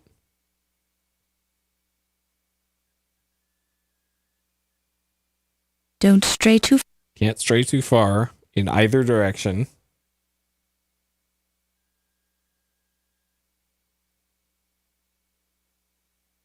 I still only have the notebook, the magnifying glass, and the water glass. Don't stray too far.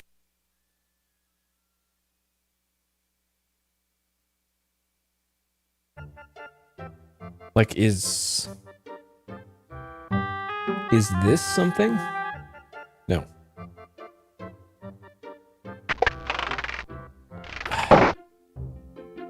Like, I'm getting the feeling I just need to King's Quest this. And just do this. Until something happens.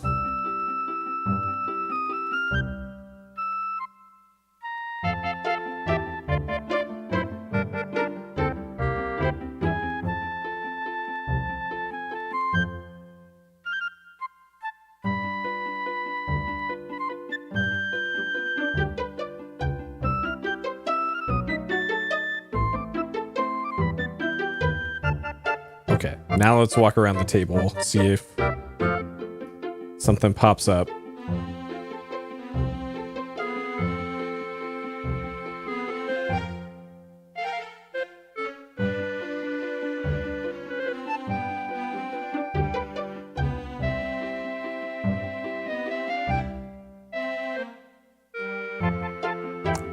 And I don't see anything on the ground.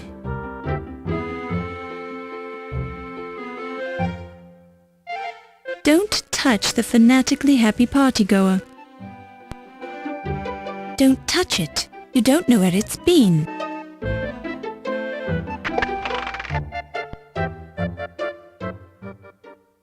Nothing here.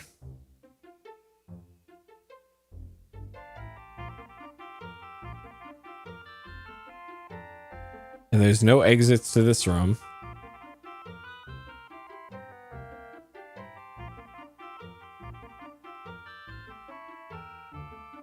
What a beautiful Art Deco rug.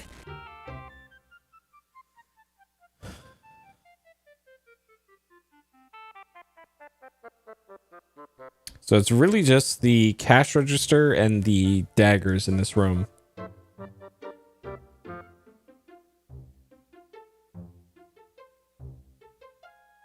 They appear to be broken pots of some kind. Probably authentic artifacts. Wonder if I can pick those up, the broken. Don't touch it. Don't touch. Nope. Don't touch it. Don't touch. Don't touch. Don't touch. Don't. Eh? Don't touch. Don't touch. No. Don't. No touch. Don't. Only look. Don't touch. Don't. This is the counter where the counter counts the money. Don't touch. Don't touch. Eh? Don't touch. Don't.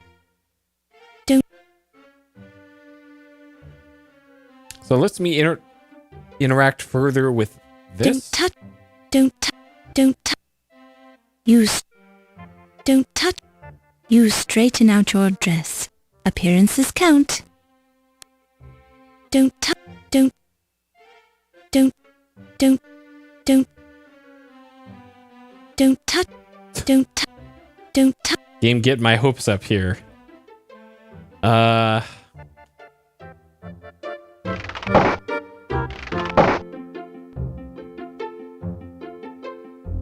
Don't touch it. Don't drop it. Is this the Dr. Fez guy? It's a fanatically happy. No, of course not.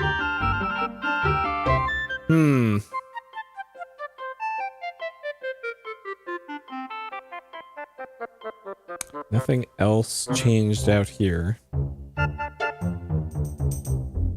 Back to the rotunda, Fräulein.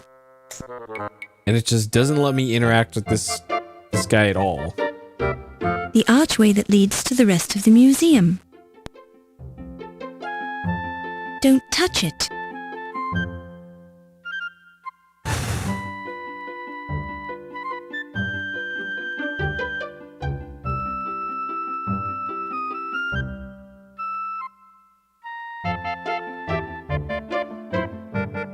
Man, I can't shake the feeling that I'm like soft locked.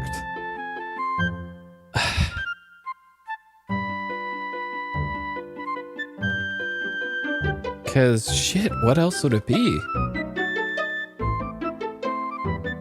If nothing else is going to work here. I might actually have to look this up. Cause I don't know, this could be bugged, this could be a soft lock. You kind of never know with Sierra stuff.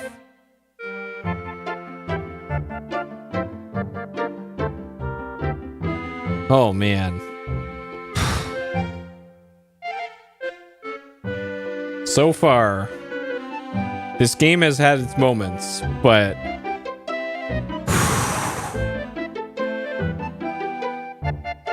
this is nowhere near one of the greatest games of all time that this has been talked up to be by a lot of people.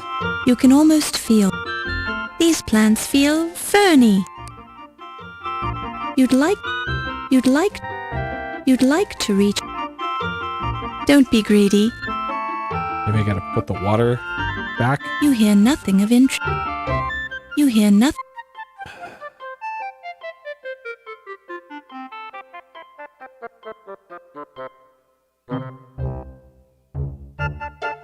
The food and champagne look good. The food and you can almost feel the low level of excitement.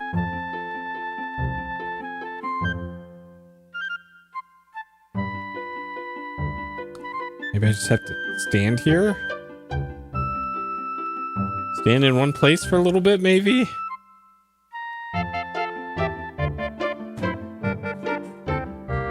Alright. While I do that, I'm just going to straight up pull up a walkthrough here because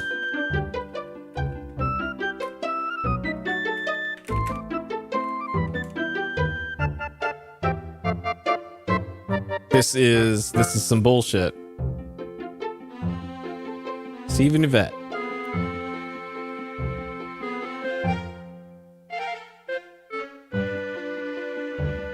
You're now free to explore the left side of the museum?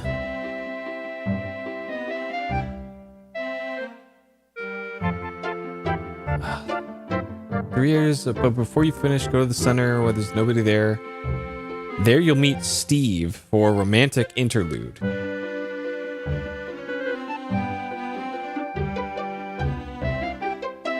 Question, Steve. Yeah, well, I looked up I pulled up the walkthrough for this, and it says you're free to explore the left side of the museum now.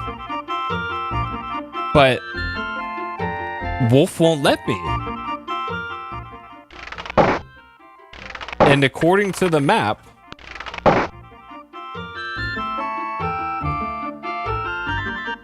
the only way to get there is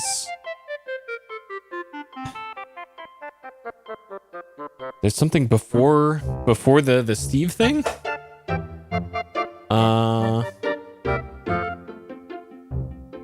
Oh, okay. Yeah, I missed it before that. Okay. And it's actually the thing that I mentioned before, I think. It's the gift shop, right? Okay. All right, I'm closing the walkthrough site now. So you're supposed to examine every fucking dagger? Yeah, and I even guessed it before. Like, what? So you not this. You find the one that isn't labeled "Made in Pittsburgh." I just okay, so it's this one. The dagger shows a high degree of craftsmanship. You can't touch the daggers on display in the locked case.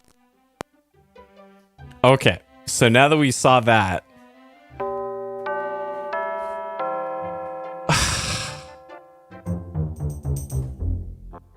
oh my god. Fräulein, this gift shop is closed. You should not be here.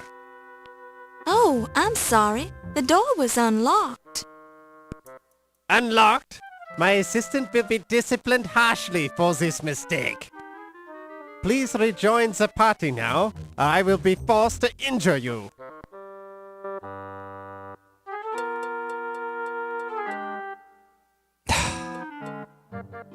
Sierra games, huh?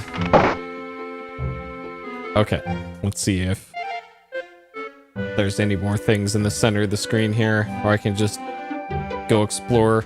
Oh. There's our boy Steve. Miss Bo? Oh! Mr. Dorian? That's right. We met at the docks. Oh dear, your shoes. They aren't exactly formal. Oh, well, I can explain that, but not right now. I see. Well, what brings you here? You. Oh, me? You told me you'd be here tonight, and, well, I thought we should talk. Oh? About what? Could we step outside for a minute? The moonlight is very nice tonight. Well, all right. I think I'd enjoy that. Sure thing, Steve.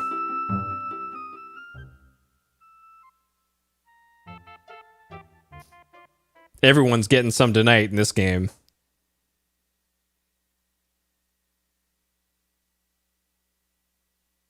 I just wanted to explain to you who I really am. You're not Steve Dorian? Well, yes, I am Steve Dorian, but I felt like I didn't give you the most accurate impression of myself when I met you earlier today. But, gee willikers, I'm just not used to meeting attractive young ladies on the docks. I wasn't down there looking for a man. I'm a professional journalist working on a story.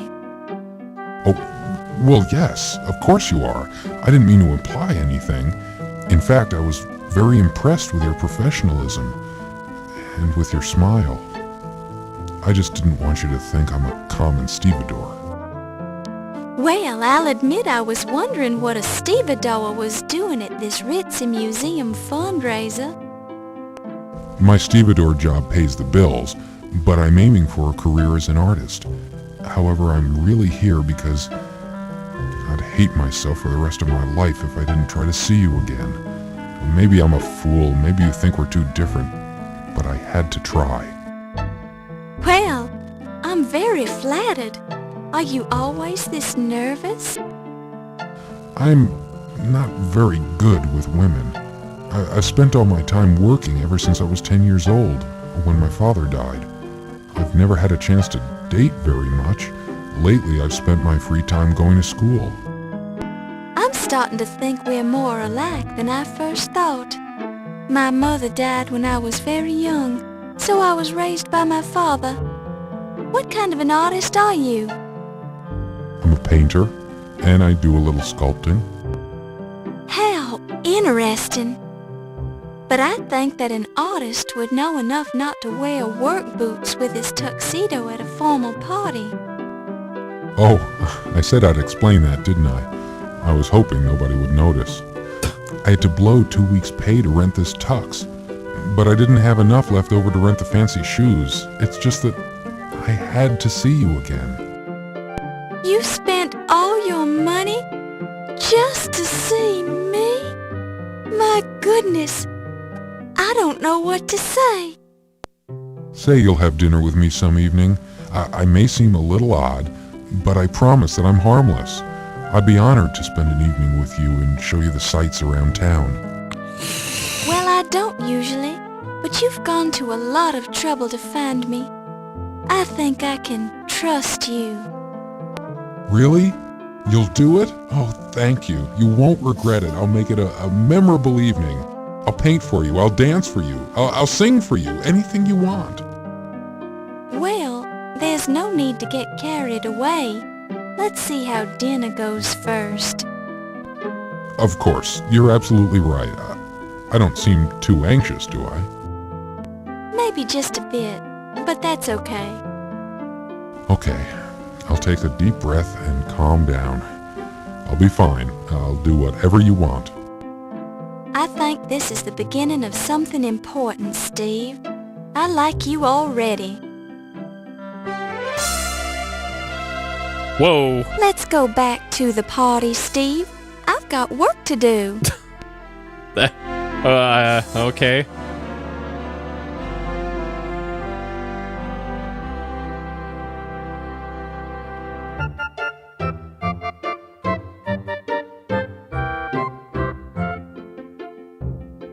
Oh, all right. Now he's walking off screen to go nail Yvette.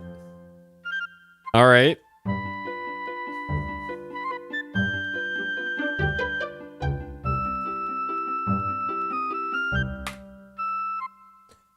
Okay. So now I can probably get past the Mastodon exhibit now. And now the real Dark Souls begins.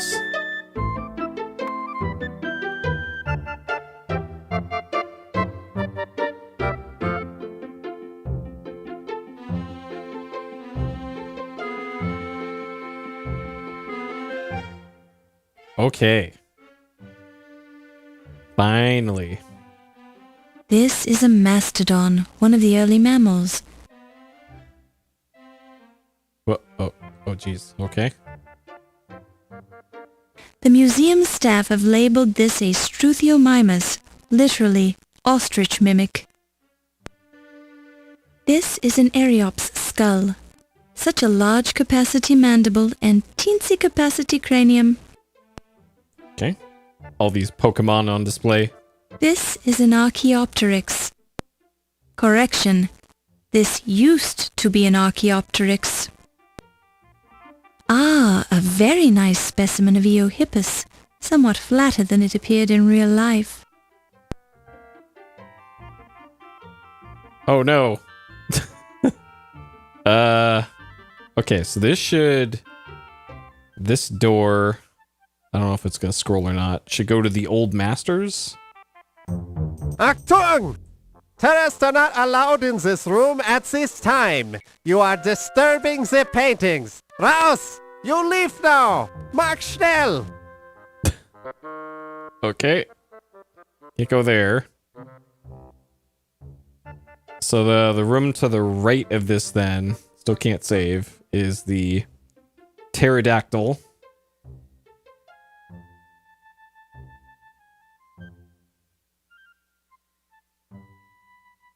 Okay, pterodactyl room. Suspended overhead by thin wires, the pterodactyl frozen in mid-swoop presents a most horrific tableau. A fairly accurate model of Struthiomimus or ostrich mimic. Alright. Or it's just a Yoshi. The male and female Triceratops look every inch the proud parents.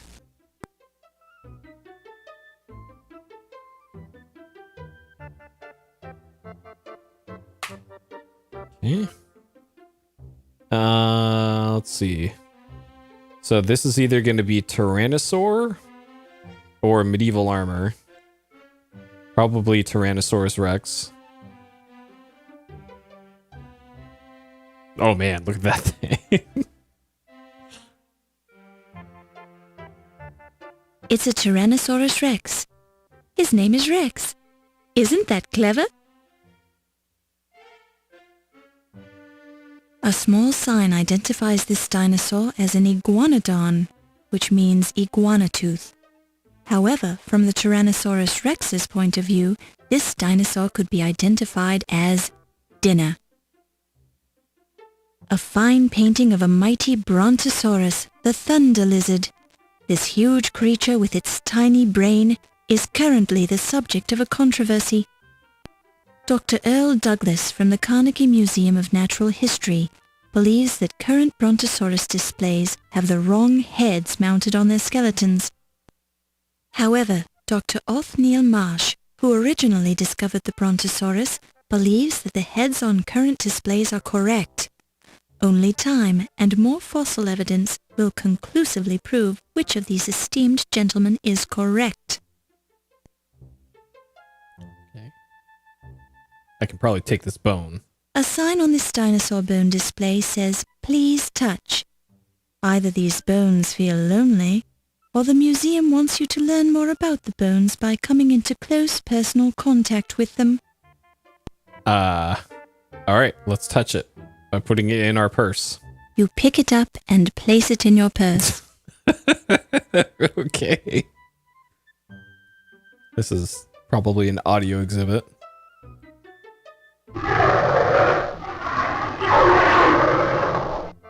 Welcome to the Leyendecker Museum Dinosaur Display.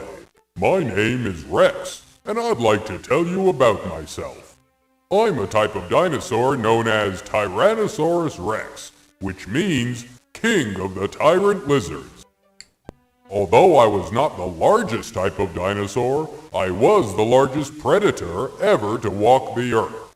Some of my friends were 40 feet long and weighed 8 tons, with teeth that were 6 inches long. Your modern elephants don't weigh more than 6 tons. I lived between 250 and 65 million years ago. Where'd the echo go? During a period known as the Age of Dinosaurs, also called the Mesozoic era. The first complete skeleton of a Tyrannosaurus Rex was found just 24 years ago in Montana in 1902. Although there were many meat-eating dinosaurs, I was considered the best killing machine who ever lived.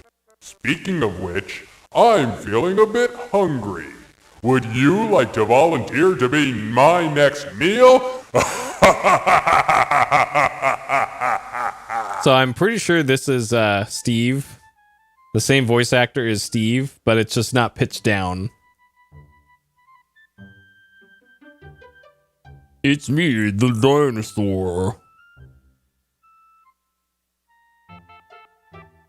Alright, so over to the left should be medieval armor. I think. Yes. Okay. Oh, okay, so we've got to start overwriting. Overwriting saves. An empty chest from the 15th century. Although the carvings on the exterior are crude, cut into the wood by someone with little talent or ability for wood carving, the chest now resides in a museum, simply because it's old. Kind of makes you stop and think, doesn't it? Sure. The chest feels like wood, and you get a small splinter in your finger when you rub your hand over the carvings. Can we pet the dog? Seems rather strange to be petting a dog wearing armor, doesn't it? I think she technically still pet the dog, though. Okay, so this should be the Egyptian exhibit through this door. The door is locked. When you touch the doorknob, you get a heavy coating of dust all over the palm of your hand. Huh. Okay, so what's this then? Huh. The mummified corpse of Amenophis III, also known as Amenhotep III, or Memnon by the Greeks. He built large temples to Amon-Ra, both at Karnak and at Luxor.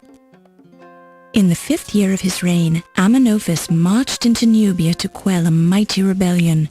He also ruled over the Mesopotamians, since his kingdom was quite large. We also know that Amenophis was a mighty hunter who slew 102 lions during the first 10 years of his reign in his spare time. Now he's dead. Gee, thanks. The placard says, "This is a granite stele depicting Horus and Thoth, found in the Temple of Amon-Ra." Thoth. This stele was modified during the reign of the pharaoh Akhenaten, then restored during the reign of Tutankhamun. Our boy Thoth is back, ready to tell us about mantras. A sepulchral stele found in a tomb of the 6th dynasty. It tells the story of Una, born during the reign of King Tita, who served under Tita's successor Pepi. Una died during the reign of King Marena, full of days and honor.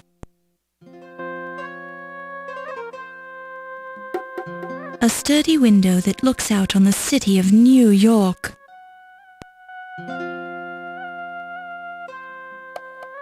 This pyramid is a model of the Great Pyramid of Cheops, Khufu, as it appears today. Originally, the entire surface of the pyramid was covered with smooth, polished limestone. This covering has worn away over time to reveal the stepped surface we see now.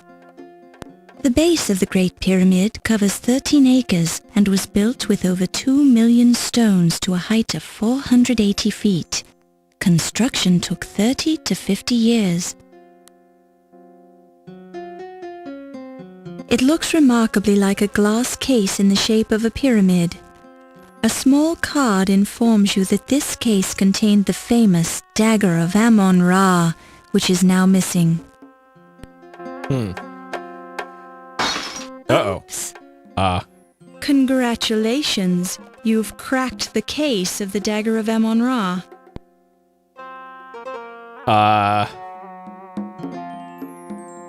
Don't touch the shards of glass. They're sharp.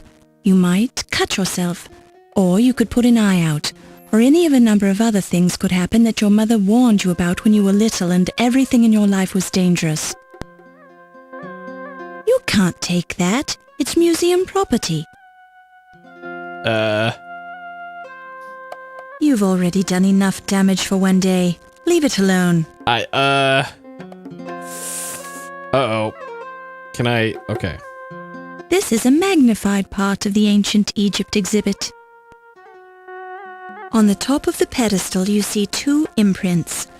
One imprint is in the shape of the Dagger of Amon-Ra, while the other imprint is where the edge of the glass case used to rest before you broke it.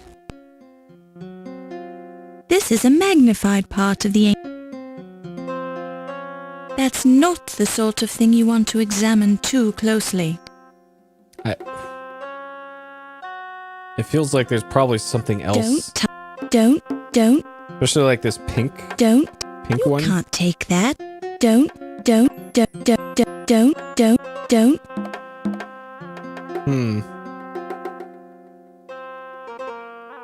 On the top of the pedestal you see 2 imprints. Okay, so we already did that.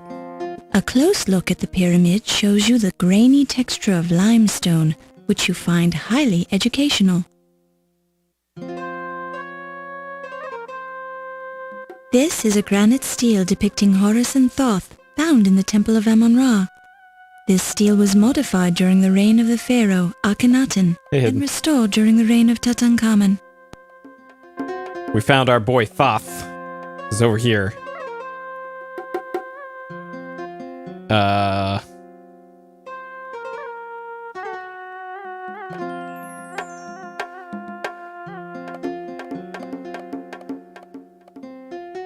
Ironically, there's a gold Ankh medallion, the ancient Egyptian symbol of life, resting in the pool of blood. Uh-oh. Does that mean the Salvador Dali is inside this coffin, probably? You pick it up and place it in your purse. Don't touch it.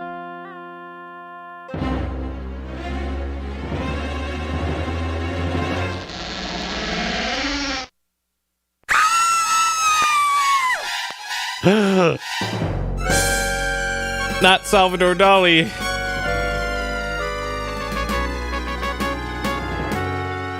Pippin's nose appears to be undamaged. He does not appear to have suffered any blows to his face or nose. Pippin has a glazed expression in his right eye, staring off into eternity. At least he faced his death with his eyes open. Pippin has a flower in his lapel, but it looks quite innocent.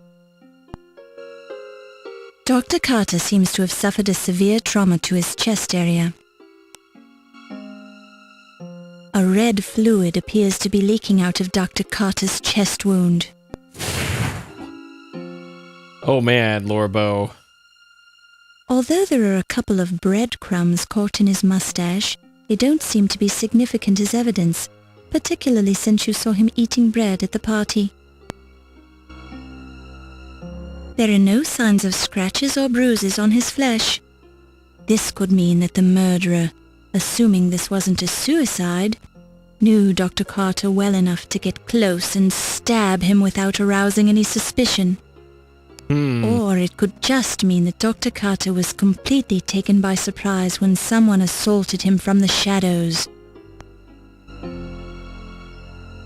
The flower is fake. It has no detectable smell.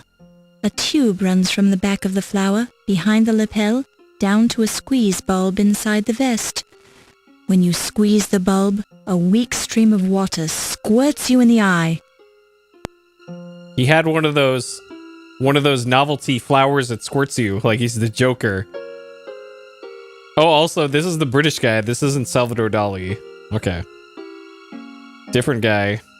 The red fluid appears to be blood. This might explain Dr. Carter's pale appearance. Man, this dialogue, something else. A close look at the dagger reveals the words, "Made in Pittsburgh," stamped on the part of the blade that is not buried in Pippin Carter's chest. Okay, so it's a To fake... your naked eye, the rough surface of the dagger handle doesn't appear to hold any fingerprints, but that's something for the coroner to examine in detail. Okay. Anything else? The jacket is free of blood, but there is a bluish stain on one lapel. A close look and sniff at the stain makes you think that it's grape juice. The bulge on one side is ruining the carefully tailored lines of the tuxedo. Oh, whoa. Laura noticed the bulge. Where is it? Here? When you reach into Pippin's tuxedo jacket, you find a notepad in his inner pocket. Okay. You pick it up and place it in your purse. There is nothing else in Pippin's tuxedo jacket except lint, which you don't need.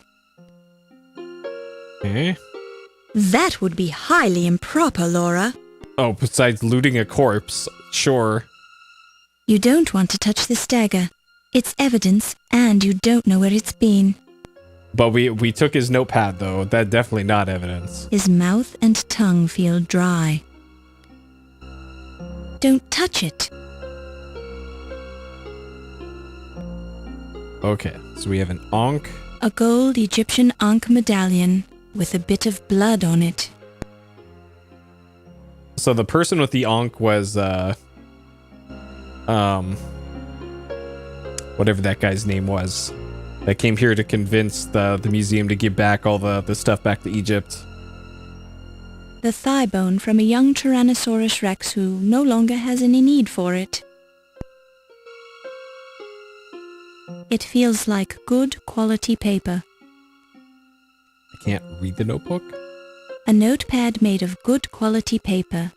There's an imprint on the paper from the previous message written on the pad, but it's too faint to read. Okay, so I need a pencil. And can I... While this is an interesting approach, it serves no practical purpose other than your temporary amusement. Do I have to do it the other way then? While this is an... No. Okay. I need to be able to read what was on that page somehow. Okay, I don't think there's anything else here then.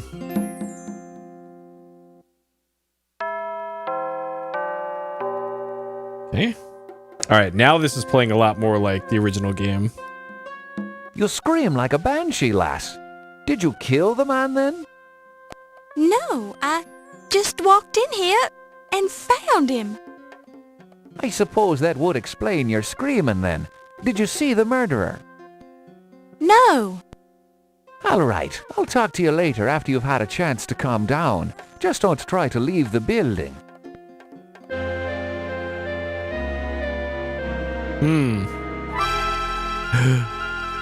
Is this a bad end?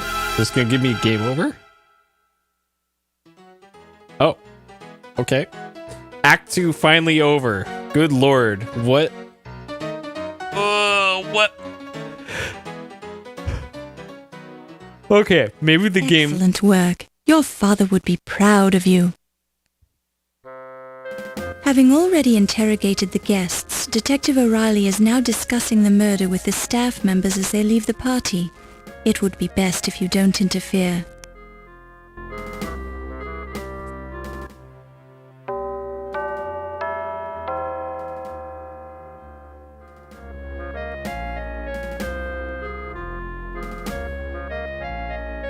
Oh, I thought it was gonna make me listen to each of those.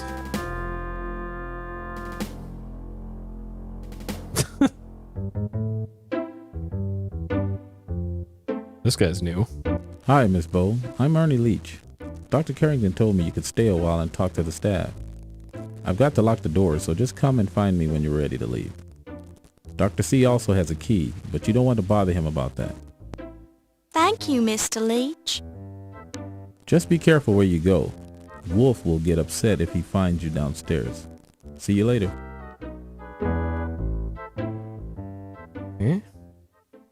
Did you manage to learn anything from your interviews, Detective O'Reilly? Don't bother your little head about it, lass. It's my job, sir. This is an official murder investigation, Miss Bowe. Do not be interfering. Oh, I don't mean to interfere. I just want to know what's going on. Any leads so far? Dr. Carter died as the result of someone sticking a gift shop dagger in his chest. What more do you need to know? Well, for one thing, who did it? Someone who didn't like him, that's my guess. Brilliant deduction. If you think that you can do better. I can try. Oh, wunderbar. Now we've got the amateurs involved. I may not be a detective, but I'm terribly clever. I've solved murders before. Just stay out of me way, lass, Well. and don't destroy the evidence. Not really. Certainly not. Yeah.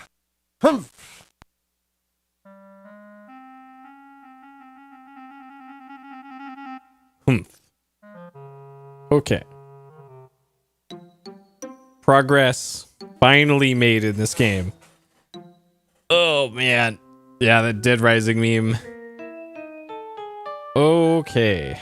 I'm gonna have to move some saves around, I think, for next time to clear up some space. I could just rename my save folder. Okay. Act 3. Start. Okay. Excellent. Oh man. All right, I cut the timer there. So that'll do it for part 2 of this. Man, act 2 of this game. So if anybody missed like the first oh god, was it?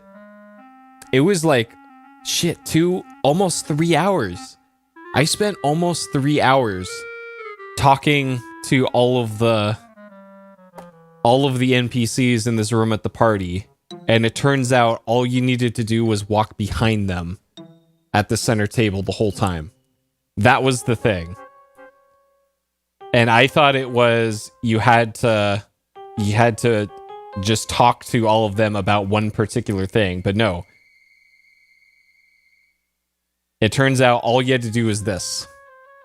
You just had to walk behind the table, and then it would start this little cutscene of eavesdropping on the people in front of the table. Good lord. Good lord. What? Oh man. I hope the rest of the game is going to be a little more straightforward than that. I know that's a lot to ask for a Seer adventure game. And at least there wasn't like a bunch of bullshit deaths in that part. But oh man. I was at the end of my rope for most of that segment, but we're past it. And then of course the part right after that of I literally guessed what the puzzle solution was like hours and hours and hours ago. And then didn't follow through on it because I didn't think it would be relevant. And it turns out that was the other thing that was gatekeeping me out of progress. So I technically did a bunch of stuff like out of order in Act 2. So, oh god, yeah, she looks like Roger in the dress. The two games came out around the same time, and that's why there's a lot of overlap with the voice acting too. So, oh man. Well, hopefully it'll be smoother sailing in part 3 of this one. I'm still going to do my best to play this without having to ask for hints or walk through anything. Today was the exception of like, I'm actually stumped before. I'm going to do my best to finish out this playthrough without having to do any of that though. We will see if I'm able to do it though. Oh boy. Okay. All right. So there we go. We're about 6 hours into this one. I don't know how much more game is left. Probably a lot because we're at like, what, 8 o'clock in game time or something. And the other characters are referencing like, oh, we're going to meet up at 3 a.m. for tea time or something. So I don't know. Once we started like unlocking events and all that, the in-game time really picked up after a little bit. So we'll see. Hey, Lamar's hoping for straightforward puzzles. Yeah, I don't know. I probably shouldn't get my hopes up because I know Sierra and their ways. But I'm gonna do my best. I'm gonna use all my adventure game experience that I've got. I'm gonna go bash my head on a wall for a little bit to thin out the brain cells to make some of this logic work, and we'll see. I think the real test, whenever I get around to it, is going to be the Infocom text adventures. Now that's going to be a real test of the old adventure game brain, and I'm probably going to save those for when my thumbs are hurting again, because the left thumb is feeling a bit better today, which is why I was originally going to do Walking Dead earlier, but then again something came up. my sister, if you missed the story before, my sister traded in my car earlier today and bought me a new car, kind of out of the fucking blue today. So I had to go deal with all that shit today, and it's weird. It's a 2018 CRV with a turbo on it, but it has turbo whistle on this grocery getter, so I thought that was amusing, taking that thing out for a spin today. But yeah, that was today's excitement. And then Lorbo happened today. I'm still considering what the other like shortish game I want to do, because I've got exactly a week now before things go. Yeah, I know, right? CRV with the turbo, but it's totally got one. It doesn't have like the blow off valve, but it does have a turbo, because when you take your foot off the gas and hit the brake, you can actually hear it winding down. And I could actually see it becoming a little annoying listening to that and like stop and go. But luckily the other thing is my previous car only had a CD player in it, and this new one has everything. It's got like GPS and Android Audio, so I can actually listen to music in my car now, or audiobooks, which is exciting. This is a new thing for me. So yeah, that's all that. Shouldn't have any more interruptions during the day though, for the next week or so. And I still want to get in a bunch of streaming until school starts the following Monday. Not today/tomorrow, but one more week. So I'm going to still try and buckle down and get as much streaming done as I can. But that'll do it for tonight though. As always, thank you for joining me. Hope you all have a great day, night, morning, evening, wherever you are. And I'll see you next time. Take care.